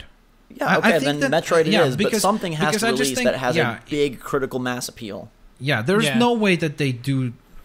Like, first of all, I don't think culturally, just their company culture, I don't think they would ever do that. Just say, like, oh, whatever, like, we're done with this and wait for the NX. There's no games coming. I think right now it's almost like them trying to diversify their costs, because they're like, look, we know we have to make games. We know it's going to be hard to make a lot of money on this platform. So what kind of games do we need to make to, like, kind of cruise or at least try to slide into the NX and then try to have a fresh start, So it's almost like they're trying to kind of like, okay, if we put Zelda out and it doesn't sell well, it's going to be a while before we have another Zelda ready. If you're working at Nintendo, you look and you see Mario Kart and Smash, and those are your like big successes, right? And Mario 3D World sold pretty well. Yeah, but even Mario Kart and Smash didn't move consoles. No, I understand that, but I'm talking about for what they've got, right? For their own number world. Those sold well. So you can't look and say, well, let's make more games in the style of Wonderful 101 and Bayonetta 2 and Kirby and the Rainbow Curse, because those don't sell. Like, they don't stupid sell, that they will... They don't... Maybe they sell enough. Like, you know what I mean? Like, maybe they sell to what they need to sell to, like, cover cost and keep them trucking along. But there is a reason and then they have Mario supplemental Kart income. And Smash are the DLC choices. There is a reason for that. They're not doing DLC for Bayonetta 2 or for... because those are the games that are worthwhile to continue supporting in terms of, like, they know that they can milk them for more. Right, so what's their next game like that? Probably Metroid, I'm guessing. Probably. But you see, the thing is now with the Amiibo thing, it throws a monkey wrench into the whole situation, because it's almost like any game that they release that has an Amiibo tie-in has that built in. So do you think that they justify Amiibos? Because I constantly hear the complaint, Amiibos do nothing. Do we get that? Splatoon, to me, is the first one where it's like 60 stages. Like, that's a lot of content. I think the best case scenario for Amiibo, in my opinion, just personally, like if I had to pitch it, is you do a free platform. It's like, here's Amiibo World, let's say, right? And you download it. Let's say you get 3 mini games that are fun and have their own thing, but then everything else is locked. And if you want to unlock more things, more content, you have to buy Amiibos, tap them on, and then that unlocks, let's say, Luigi's Mansion minigame. Another thing unlocks a Zelda minigame. Another thing unlocks...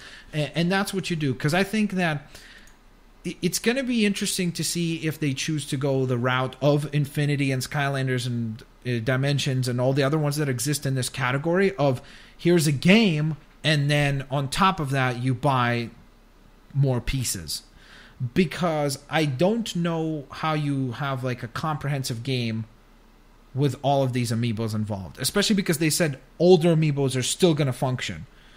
You know what I mean? Because so if they maybe say, you think of like the subspace emissary thing, and the big play here is that one of the reasons they omitted it from Super Smash Bros. Wii U is that they want to do a crossover, whether it's side-scrolling or isometric type top-down thing like Mario 3D World with those characters, and so the different sets of characters give you access to different worlds or just to different play styles. Oh, Zelda or Link has a sword as opposed to Mario throws a fireball or something. I just feel like that would be such that could work, but I really think they would have a very hard time to sell like a $70 game or like Why? Because usually most.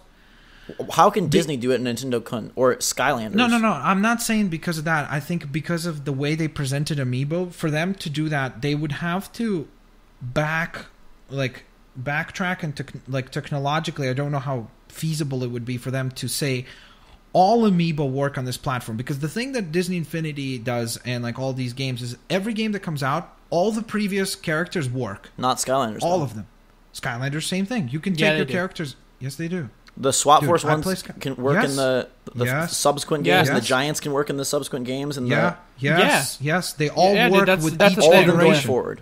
Yes, every game going forward, they work. Yeah, so that's the thing. So you'll be able to swap guys in the next game, even if there's no swap feature in the game. Well, you can swap the characters that have the swap features. You can't like cut a regular Skylander in half and be like, "Oh, it has a swap feature." I understand that. I just didn't know if they carried over the mechanics. No, they carry over, and that's why I think it's challenging because A, how do you do that with all the Amiibos that are already out, and B, considering that they have multiple characters out already, like they have 2 Luigis, they have 2 Yoshis, they have 2 Mario, like when you get to that repetitive stage, how do you differentiate them there, Maybe you don't, maybe that's the thing. Yeah, but then it becomes a case of like value and proposition and all that, and like that's why I think their best idea is just make it a huge bundle of mini games and lock them all up, have it free. And then people would be like, "Hey, look at how much value my Amiibo has. It has value in its own game. It has value in Amiibo World. It has value in Amiibo Tap. And additionally to that, as they add more things, it could give me costumes in other games." So what if they make an Amiibo-centric game in the style of this game was built with Amiibos in mind, but not with the entire roster? So we're going to create a separate line for Amiibo World, and here's your Amiibo World Amiibos. There are 12 of them, and you buy these Amiibos. The starter pack comes with 2. There's 10 additional ones, and you can use these characters in this game. So, not like you can put King DDD or King Day or Ike or whoever on there, but these 12. And so it's still continuing the thing of like Amiibo support, but yet this game is just very catered to that specifically, and so it doesn't use all of them. Just in the same way that Mario Kart and Mario Party don't use all of them, or Codename Steam doesn't use all of them, but it uses the set made for that game. In still a Skylanders Disney Infinity fashion, but just with like, we are going to maximize these 12 figures and try to push as many of these 12 figures as we possibly can with a game centric. It could work. The problem that you get to is, I think, is on the consumer end, the average consumer, in terms of how do you then differentiate like what works with what? Mm-hmm. You know what I mean? Because like when you go to a store and it's like, okay, wait, so these are the Amiibo World ones. If I buy any of these Amiibos, they don't work in this game. But these Amiibos, they do work in this game. It's like, I think it gets tricky in terms of if they're on the same shelf at the same time, you get to that weird thing, of like, okay, how do you pitch that from a consumer standpoint? So it's tricky because of the fact that Amiibos already exist. You know what I mean? They've done it a little bit. Like Codename Steam, you can't buy Pikachu and put him on Codename Steam, but you can buy Marth and... Yeah, but people don't go into buying an Amiibo expecting that. Like when you watch the little video what they have with the Amiibos display, it says, "Hey, take your Amiibos and unlock extra features in different games." So perhaps they just never do this central game. It doesn't say like, "Hey, take these Amiibos and you could use them in Amiibo World," but these Amiibos, they still do what they used to do before. So it's like, I wonder if it gets tricky in terms of like marketing and like how do you, like marketing not to us, but like to mom and dad who walk in and buy an Amiibo. So then like that's where it gets tricky. What if they then just do the game this way? So it's an Amiibo-centric game, not with the Amiibo name. So now it's a crossover of Nintendo World instead of Nintendo Land, and yet if you buy a new line of Amiibos, they can be used there, but not required functionality. So there's 4 DLC characters. I just feel like the crossover nature of the Amiibo lends itself so perfectly to a game. They would be totally stupid to not capitalize on that success, right? Like, Yeah, but they've kind of done it in many regards. Like Mario Kart has characters from different regions of the world, and they've done it with DLC now. Like Link is there, and Bowser's there. Yeah, so but with Disney Infinity or Skylanders, if they were minigame compilations, those wouldn't sell as well, I don't think. Yeah, but that's because those games are built to be that from the ground up, and they were sold that way from the get-go. Like, they were pitched that way. Whereas Nintendo game, like the Amiibo thing, has been sold as a supplementary thing for lots of different titles. And I think that's why I think personally their best plan would be to do a free thing where it's like a platform, and then you're selling amiibos, so it's like you're gonna still want people, like, don't make them terrible mini games or ones that are not worthwhile, like still make them fun little, like, it's almost like a mobile game, like build a little tiny mobile game or like one region of a mobile game and just have that locked behind the amiibo. You put it down, boom, it unlocks that extra game. So I think it could work. I think your pitch for the separate game, I think that's where they could do a narrative thing, which would be interesting, where you could have amiibos unlock a specific story. Like, you could say, hey, here's the origin story for Bowser. Like, they finally sit down and they formulate an interesting, fun, maybe some cutscenes in there, story for Bowser, and when you tap Bowser onto there, you get to play through that hour-long experience. It's like Mass Effect. We got to go save Sheik from Hyrule. Sure, why not? I think that would be cool. Like, they could do narrative stuff with that. Like, because that's what they're doing with like Lego Dimensions, where you're going to be able to go to different worlds. So it's like they'll interact in hub worlds, but to go specifically to that world, like, you'll only play as those characters. Like, you'll be able to have Homer Simpson running around the Simpsons house and then join in other characters, but because of that, I think that could work kind of for Nintendo as well. Like, you could do something like that. But again, it gets tricky from a marketing standpoint, and like, how do you sell it to the regular consumer? Like, how do you clarify these are the amiibos that work with this, these are the ones that work with this? Don't you run into that a little bit with Disney? Like, if I go and buy Groot separately and I don't have the Guardians, what do you call that? Yeah, but you could still put him into the toy box, right? So you can put them in the menu screen and run around. Even with Infinity and everything, you can see that it is a consideration, because they always put on the top of the corner of the packaging, it always says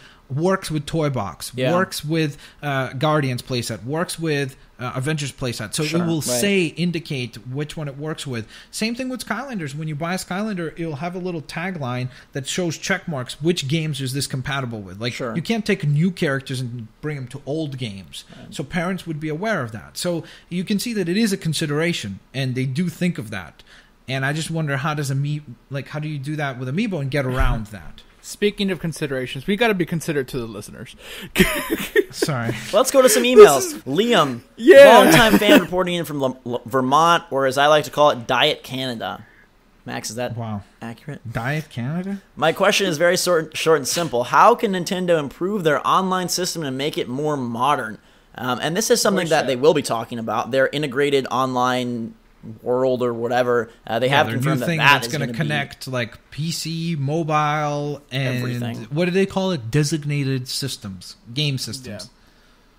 I don't know that moves the dial, but that definitely is going to be interesting to see how they're laying the groundwork for their future consoles and their future plans. It's simple stuff. If you're making a multiplayer game, put voice chat in it. Like, I know you don't want like the toxicity of young kids these days on your platform, but you know, not everyone uses it like that. It'd be great to be able to actually communicate with people in a friendly way. Like, not everyone's evil in the world, Nintendo, so stop punishing the rest of us because you don't like want Splatoon kids. Certainly would benefit from having that. Absolutely. Yeah, so I think that honestly, like, I think when the Wii U just came out, there was a lot of positive talk about the like what they've done with the plaza and all that. Like, you know, how you'd be able to write down and see messages. So it's like, it's almost like they had like a good half step. They didn't commit to all the other features that are supposed to be there.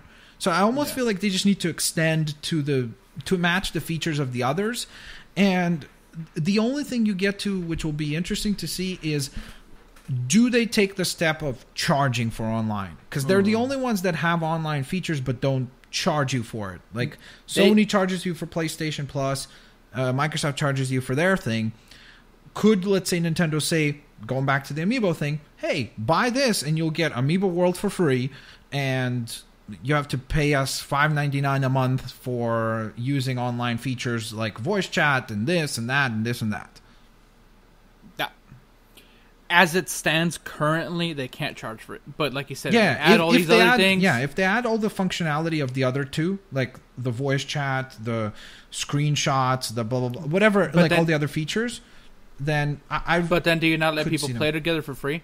Like, okay, let's say I want to play, but I care about voice chat. Yeah, but you see, like you say it like that, but Sony and Microsoft doesn't let you do that.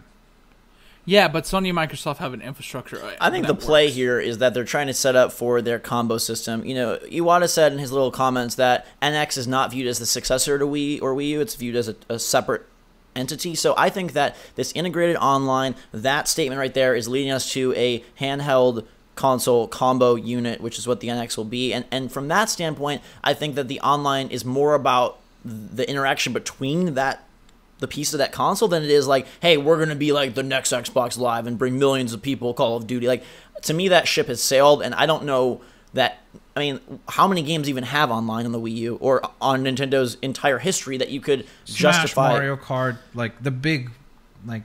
To say that, though, we're going to charge you a monthly fee for those select games...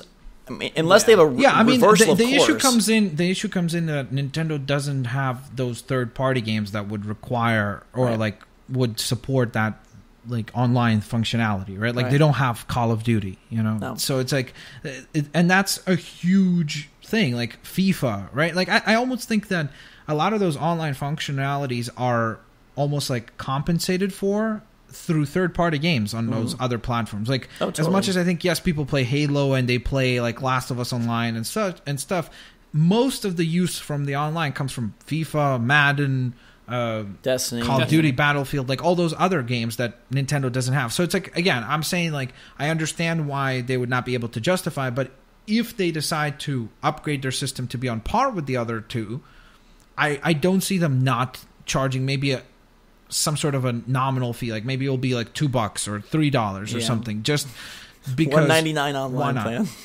Well, like, you know what I mean? It's better than nothing. Right? Eric writes in, says he's been a big fan since episode 0, and he wonders if we'll see ukulele appear on the Wii U as sort of like a show of good faith, goodwill to the fans, which maybe after their success. Wasn't it a stretch goal? To be on the consoles, but in terms of like to make an appearance, like we're reuniting with our former faves. No. Not at anything E3. That game's just not ready. Like they don't have very much for the game like done at all. And then what I want to ask you guys, they could do something like just like have some screenshots. They could be like, we have the developers from very exciting, like we teamed up with indie developers at Ukulele to do this, and then Ukulele Amiibo coming 2016. Yeah. A Yuka and a lady. Like they'll sell them separately. And this is where we introduce combo amiibos. Like Link can get on like Zelda's back, Luigi can get on Mario's back. Yuka. Get at it. Anyways, you could put Wario on I don't know, on Yoshi. That'd be interesting to see. The new 3DS. This system came out with the promise that it would have exclusive games, and thus far we've seen, heard, and know about one. I have to imagine that power, that second stick, is being implemented into something else, right? The justification of that system was like, it's more powerful. Maybe Kid Icarus Surprising too. Yeah, or that's where the maybe it's Metroid Prime 4 on new 3DS. And oh, no, don't say that. I'm just saying, I feel like that whole thing of new 3DS, which I assume is decent enough. Didn't people always say with Kid Icarus that it would be awesome to have that second stick? That was the extra pad, whatever that thing is called. Yeah. So I think Circle pad.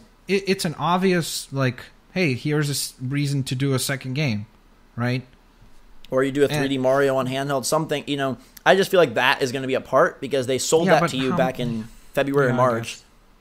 And now... Yeah, I mean, it's probably a lot more profitable for them, to be quite honest, like, to make a 3DS game. Like, from a financial standpoint, like, the cost and how much they make after, because of the install base differences. And to justify why people bought a new 3DS. Like, I feel like they have to make that clear this E3, right? they for sure need to have some more, like, another bunch of games for that. I'm wondering, is that Shin Megami Tensei Fire Emblem thing? Is that going to be... That was shown at the last big direct, a trailer, so that could be... Could that be a new 3DS exclusive? I think that's a Wii U game. Oh, it is? Yeah. I didn't even think that was a Wii U game. Okay. Yeah. Oh, wait, it was. Yeah, because they showed the gameplay. It looked a little like Persona-ish.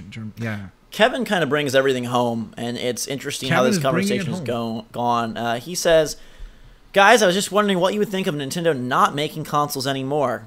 They could sell on Xbox, PlayStation, PC, greatly increase their scope and reach. How much profit do they even make off the Wii U? Does it outweigh the possibility of expanding more platforms with all their games? I know Nintendo won't give up on consoles because of their pride, but do you believe they would be better off if they did, and would we as gamers be better off? Do you think it would be better for more people to have access to Nintendo's classic games than Nintendo trying to make more and more of their consoles and failing? A resounding yes. I wonder, you see, this is the thing. My like gut feeling is like, yeah, absolutely. Like, that's for sure it. But I almost wonder if it was like that easy, would Nintendo have done it? Now, again, we're talking about Nintendo, who sometimes it is that kind of question where you're like, oh, well, why didn't they do that? It's like sometimes they don't do the most obvious thing. But I almost wonder, like, if we think about, like, if we step back and just think about how big this core audience of Nintendo fans is, and then how many games in the style of Nintendo, family-friendly games, there really are on the other two platforms. And how many of them sell well. Do you know what I mean? I think if you put Nintendo characters on...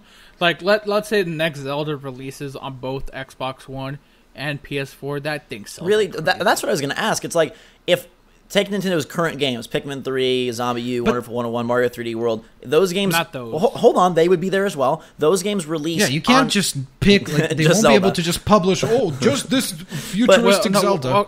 Here. Hold on, let me just finish real quick, though. If you take those games, are their sales really greatly expanded beyond the Nintendo fans? Or do they basically sell the same copies? I honestly think that for some games it could be even less. Because if you think about it, like, if I own a Wii U, right... and Wonderful 101 comes out, I'm like more incentivized to buy that game because there isn't a lot of games coming out. Whereas if I own an Xbox One and a PS4, when Wonderful 101 comes out, do I even look at that game? Because isn't the success or lack of success of the Wii U an extension of appeal of the games, right? It's not the fact that, oh, the Wii U is so bad, these games are being limited by the Wii U, really, right? You're buying the Wii U for the games.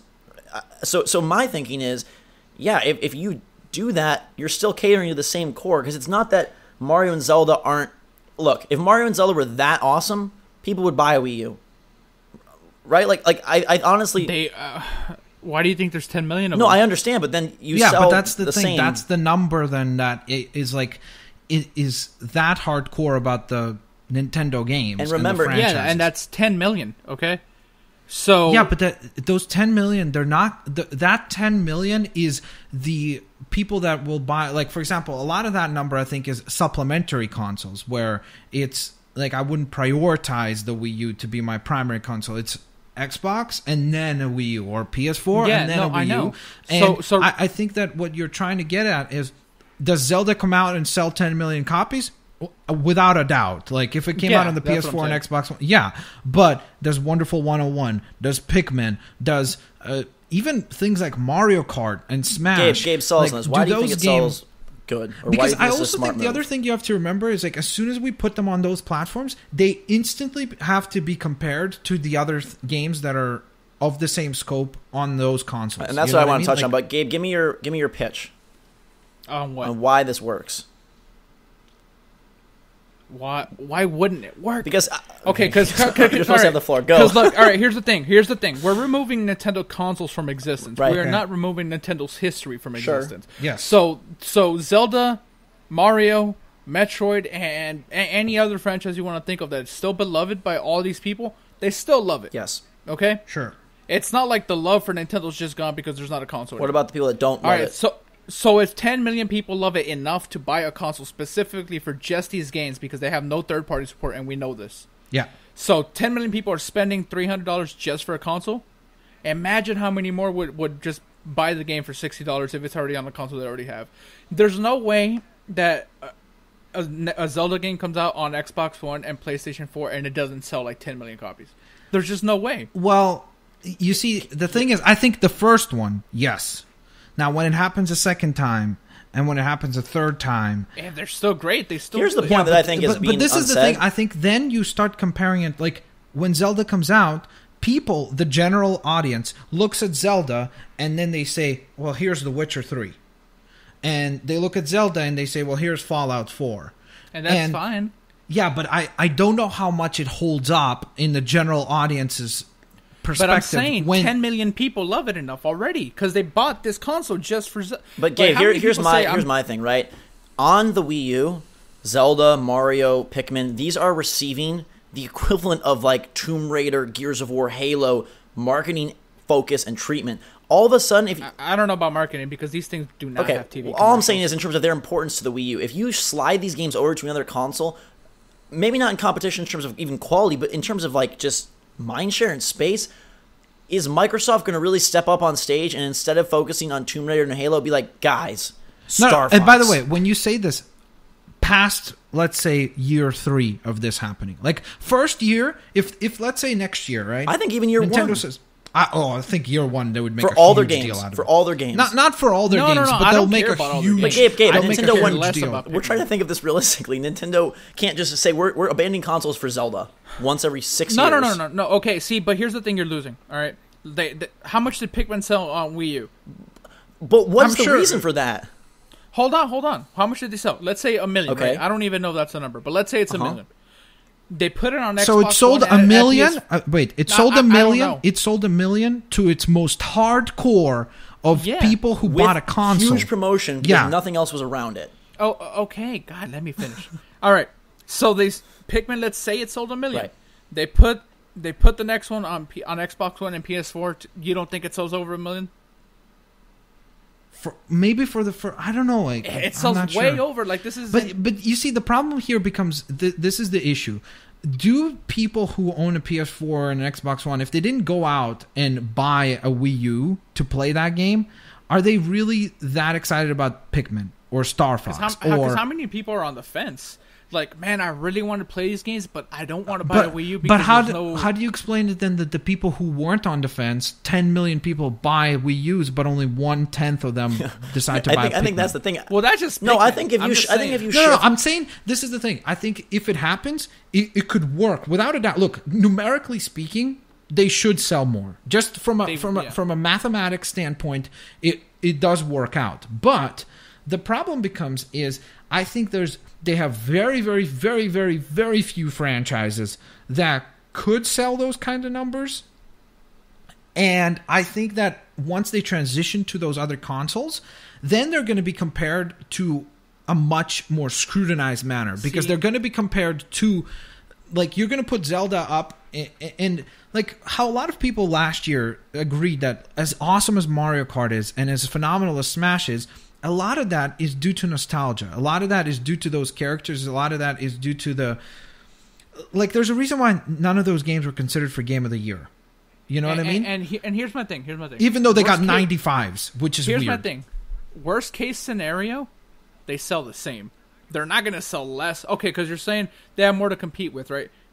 I think over time, if the trend continues to be what we see in the game industry, I think over time they could very well even sell less, because I think then those characters become even less important to people. Look, the bottom line here is like if you take Last of Us and put it on an Xbox, sure, it sells more because you're catering to the same market. Mario, Zelda, Pikmin, none of these games match up with those it's other a very markets. different What audience. did you say that market is missing on PS4? No, I think that market is One? missing in the world, and that's why the Wii U isn't selling a ton. And I think you'll go from 1 million. You'll go from 1 million to 1. That's not why the Wii U isn't selling. You'll go from 1 million to 1.2 million. But I genuinely believe that the appeal of these games, or the lack of appeal of these games, is not because of the fact that they're on Wii U. It's because of the fact that those are the people. Look, you're trying to tell me that there's all these gamers that want these games but don't buy them because they're not on Xbox or PlayStation 4. I feel like that's completely whack, because look at the perception that the Nintendo conferences, the directs, their reviews, their games get. It's not, damn it, I wish I could play this. It was on my system. Why aren't they third party? That game sucks. So kiddie. It's a babyish game. It doesn't have guns, no cool characters, no story. So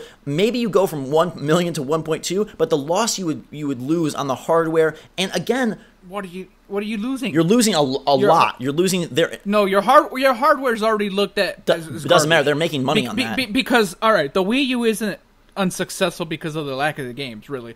The Wii U is unsuccessful because ever since it got announced, there's been like a confusion about parents not knowing that this is even a new console. No. It's The not Wii U is successful not a because the games aren't success. there. Yeah, the Wii U is not successful because, for example, when Bloodstained gets announced on Kickstarter, they say we can't develop a whole nother separate game because because the coding for the Wii U is different to the Xbox One and PS4 and Xbox 360. And you really believe that's why the Wii U is unsuccessful? It has nothing to do with the weird controller. It has nothing to do with the stupid name. So those aren't factors. Oh, come on. Well, you could say the same thing about Xbox One. Like, I'm going to go buy an Xbox One, but Xbox One has sold 10 million. And that's so fine. It's not... Look, have they marketed well? No. But I also think the key there is that they don't have third-party support. Like, if you could justify buying a Wii U to get Nintendo games plus Call of Duty, Madden, FIFA, blah, blah, blah, blah, blah... Why don't they have third-party support? Because they have to develop a whole separate game. But we're not even talking about that. When they're developing FIFA for PS4 and Xbox One, they're similar. Well, yeah, at this point. But, even when the Wii U was out and the Xbox One and the PS4 weren't out, why wasn't everybody jumping to the Wii U and saying, because, again, you have to develop differently for it. It's a different structure. Gabe, none of this matters, though, because the point is, regardless of the third parties, if the games on the Wii U were that in demand, people would have bought the Wii U.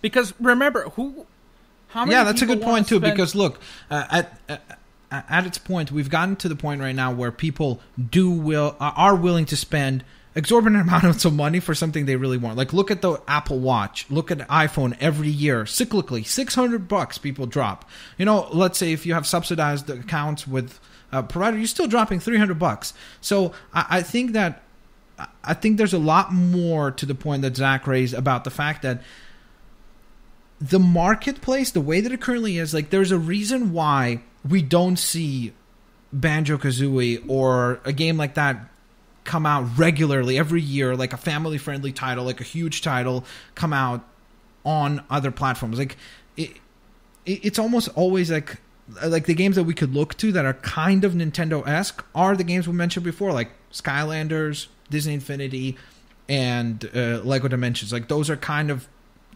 as similar as we get to a big, huge release, right?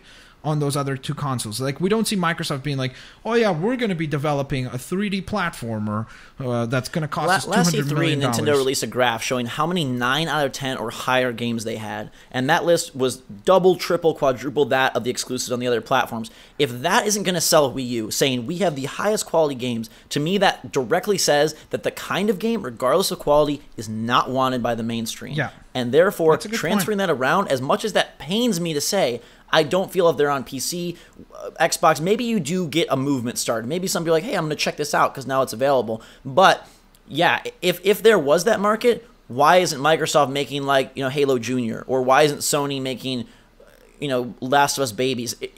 Because well, it's not like they don't try. They try their little, like, not kids. Yeah, and it falls on its face because the market is not accepting of it. So I think that proves the point. Go for it. I think what could be good is this: if Nintendo goes to these other consoles, it may force them to adjust their games to have some of these elements that are missing, like to have that narrative that people want. And thankfully, we have the answer for us, which is that the NX is coming out, so it doesn't even matter. Okay, this is different from this, absolutely. Yeah. But another thing that now I'm thinking is, man, when's the last time Nintendo admitted, like, hey, we're sorry, we messed up, we're going to change? Because Microsoft did it with the whole reverse on the online-only stuff, right? Sony has done it in the past when, like, okay, we sold the PS3 for $600 at launch, that was a mistake. Nintendo never says, Yeah, they're definitely a lot more stubborn.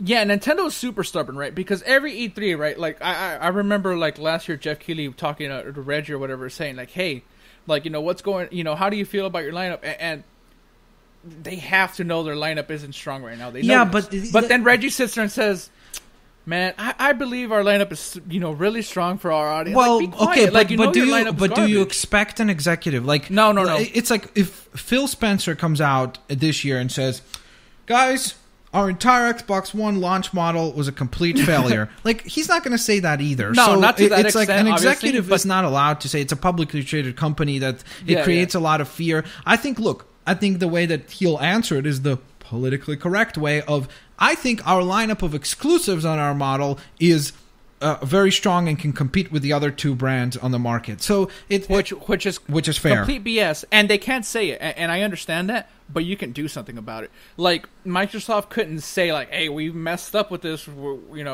Sorry." Sony couldn't say like, "Hey, we overcharged you guys for this for a while," or so. Like they can't say that, won't right? do that. But they can make moves to fix it. As long as the same people are in place, refuses. they're not going to change. I firmly believe that. Get them out. Zach, go take over. I don't know. I'm hoping that maybe. I think Nintendo was, or is a very Eastern cultured, obviously, company, right?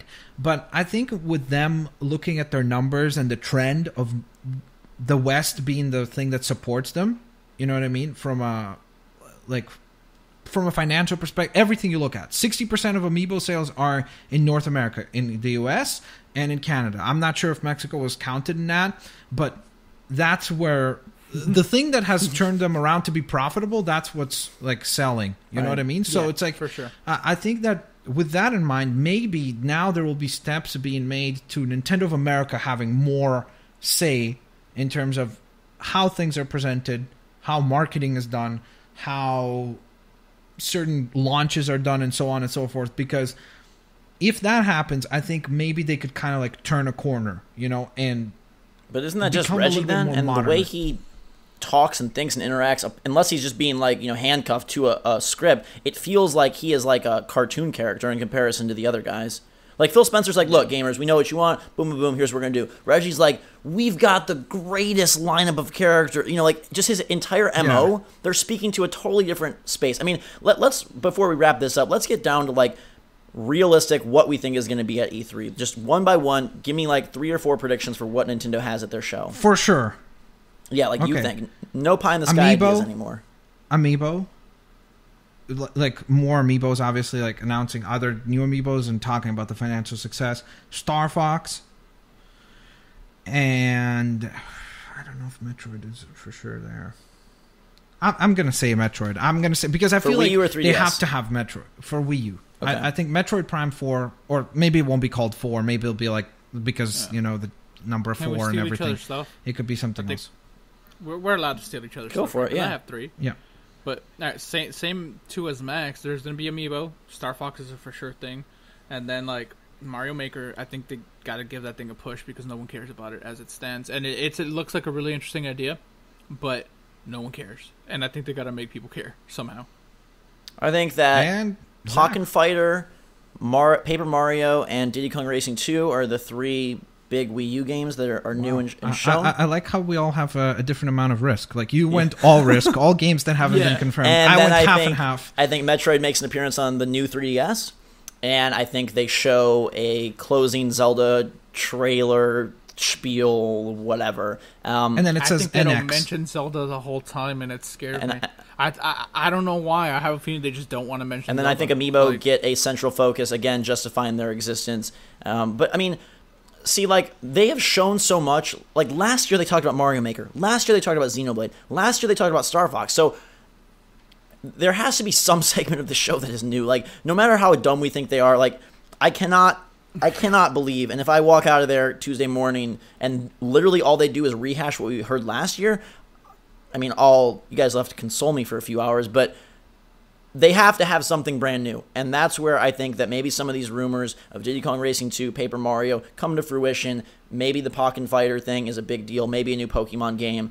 I'm going to say now, I don't think they do the Amiibo thing. Max, you've sold me on the fact that they don't view Amiibo anywhere near the same way that the other companies view their Toys to Life figures, and therefore I'm going to say that they don't do anything with an Amiibo game. How mad is that? I think it's a missed opportunity, but again, do we have any emails that aren't Nintendo related? Would you like this was all want to throw one in there? It is all. That's what we did. Because the other episodes we talked about other stuff at least for like a little bit. And we'll next week we're going to get into all the third parties. So that's where the Mass Effects, the Mirror's Edges, that's going to be insane. All that stuff is going to come into play. That next week is the good. But I'll throw Joe Bond's email in here. Not James, but Joe Bond. Joe says hello. 003. Zach, Max, and Gabe. Wait, is this General Joe or no? This is Joe Bond. He's a little bit more specialized than General Joe. Okay. 003 General Joe Bond. There we go. Hope you're all well, and I hope you've seen the new Assassin's Creed trailer. First of all, what did you think of it? Second, do you think Assassin's Creed Syndicate could do something similar to Shadow of Mordor? Sauron's army and the captain system was very innovative. This game focuses on gangs and gangs that run London. The player could create and manipulate gang wars, battle different gang bosses around the area. Do you see this kind of system basically coming into Assassin's Creed? Have a great day, longtime listener, 003 General Joe Bond. Forgive me, but I could give two poops about Assassin's Creed no more. Like, I hate to say it, man. Like, Ubisoft is a cool, like, you know, they're a cool company. I wanted to, by the way, I tweeted this, but like when they talk about the carriage, like it's so. Like, he's like, you can run over people, you could hide in it, or you could sprint across the map quickly. As it's going like 3 miles per hour. Yeah. And then he says, the possibilities are practically endless. I'm like, you named 3 things. Like, do we have a very different barrier for what endless is? Like, is that unless like Pegasus is flying this thing? Like, there is very limited. It's like it can do 3 things. It's not endless. It's far away from endless. Carriages can go a little faster than 3 miles an hour. Like, horses are strong animals, but either way, I'd much rather just run and climb stuff. Like, I think this is one horse. of the. Wait, but if you have 3 horses, don't you have 3 horsepower? I think this was one of the worst Assassin's Creed reveals of the 9. So then that's the speed you're going for. No, but I mean 3 horsepower. Guys, what does that equate to? The equestrian podcast for next week. But the game, were you like, this is a new studio, and here's a perfect way to tell you what I think about the game. The only reason I saw the trailer is because I had to for the podcast. Like, I don't even care to watch it. Like, I have no urge. I think this is the year that I think this is the ghosts for Assassin's Creed. Because I've not been excited about Assassin's Creed in a while, but I like the London setting, so that's why I got probably excited. I don't know. I like it. I think it's cool. I like how they have a female character on the front of the box art as well, potentially, which is nice. That's different. The brother says, see, and I'm not completely closed off to it. Like, I'm saying I'm not excited, but if it's cool... But you have 8 games to show that your hope for what that brother-sister storyline epic dynamic is going to be is not going to be in the game. I know, and maybe they're going to prove They're not, though. This game... Look, I know. Joe, like, the reason that the Nemesis system won't be in Assassin's Creed is because this game has been developed parallel to Unity for most of its development, and this is not the evolution. Right. Yeah, I forgot. And therefore, this game is going to feel like the Brotherhood or Revelations to Unity that those games were to 2, and that system, while I do think it'll show up somewhere else, I think you're talking 2016, 17, 18 for our next appearance. Where it comes, Assassin's Creed could be a great place, but with this one, my big problem with this game is twofold. One, the things they focused on in this game, his top hat, his cane, and the horse carriage is like ridiculous. And second of all, as these games move closer and closer to modern day, I feel like we are going to begin to experience a watered-down Watch Dogs, a watered-down GTA. Part of the Assassin's Creed charm was recreating these historical, fantastical environments and cities. As we get to, like, London, it's going to feel like a more boring version of London. Like, I know that there is still appeal, but, like, if this was AC Japan, I think that game is so much more successful just because of the fact that the location is... Maybe that's Watch Dogs, too. Watch Dogs is now going to go back in time. What's his name? What's the guys from Watch Dogs? No. They won't go to like They won't go to like he gets in a time Japan, warp. but they'll go to like like Neon and like Neo Tokyo, Neon, whatever. Yeah, but we could stop talking about Assassin's Creed specifically because it's going to be a chunk of next week's show. Next week is the good one, guys. Third party. Who cares about PlayStation? Forget about the last 3. Yeah. That's where we get to talk about Metal Gear. We get to talk about. I think next week, honestly, I think next week should should be the Gabe show. I think he should just run the thing and give us all the things he loves. You're just gonna name one by one all the games that are coming out. I need a show, man. Next week is the Gabe show. I'm guessing next week we're also gonna touch upon like that new PC conference that they're gonna have, right? What about The Witcher 3 next week? That's a thing. Well, that's gonna be happening. I'm really excited for Witcher 3. So am I. I don't know how much of it we're gonna have played by then, but I think at least it's had an interesting response online. It's weird because the reviews have been good, but a lot of people they've been more than good. I think it's a GTA 4 thing where people are like, "Oh my god," and then 2 months later they're like, "Wait." Well, I don't know. We'll play it soon. But next week we've got third parties. Make sure to send your emails in. can'tstopasking@gmail.com. Anything about Ubisoft, EA. Where's some other third parties? Konami. Square Enix, Sega, Wait. Capcom. Are Basically, we any going to talk game. about slot machines? It's not exclusive. Water bottles. Milk bags, ketchup, We and could talk about Egavania. talk about. Oh yeah, Bloodstained. Go support that Bloodstained is because coming. that's already raised $1 million. We could have a Yeah, no, seriously, Kickstarter cast. go support that. We need that game. We need Do that we? game. Even though there's been tons of Metroidvania games since then that do it possibly just as good or better. Yeah, we need that game. Why? But that debate will be on next week's yeah. episode. Join of us Can't then Stop next Playing. Friday. We'll see you around that time. We'll be there in your eardrums Around that time. around that time.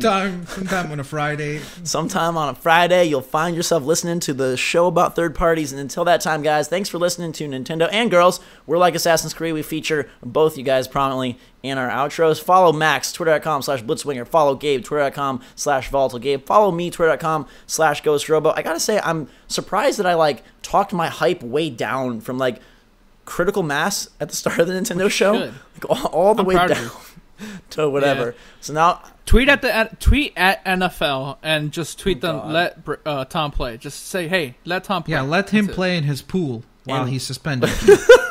it. Would just sell. We are working hard to acquire a very special and oft-requested guest for next week's show, by the way. We're sending some people to the United Kingdom to try and recover a certain lost specimen. A lost specimen. Hopefully he'll be joining us. Until that time, the guys and girls, thanks so much for listening. Thanks for watching. For the three of us, Milkbag Max, Ketchup Gabe, and sad Nintendo fan Zach, we will see you all later. Bye.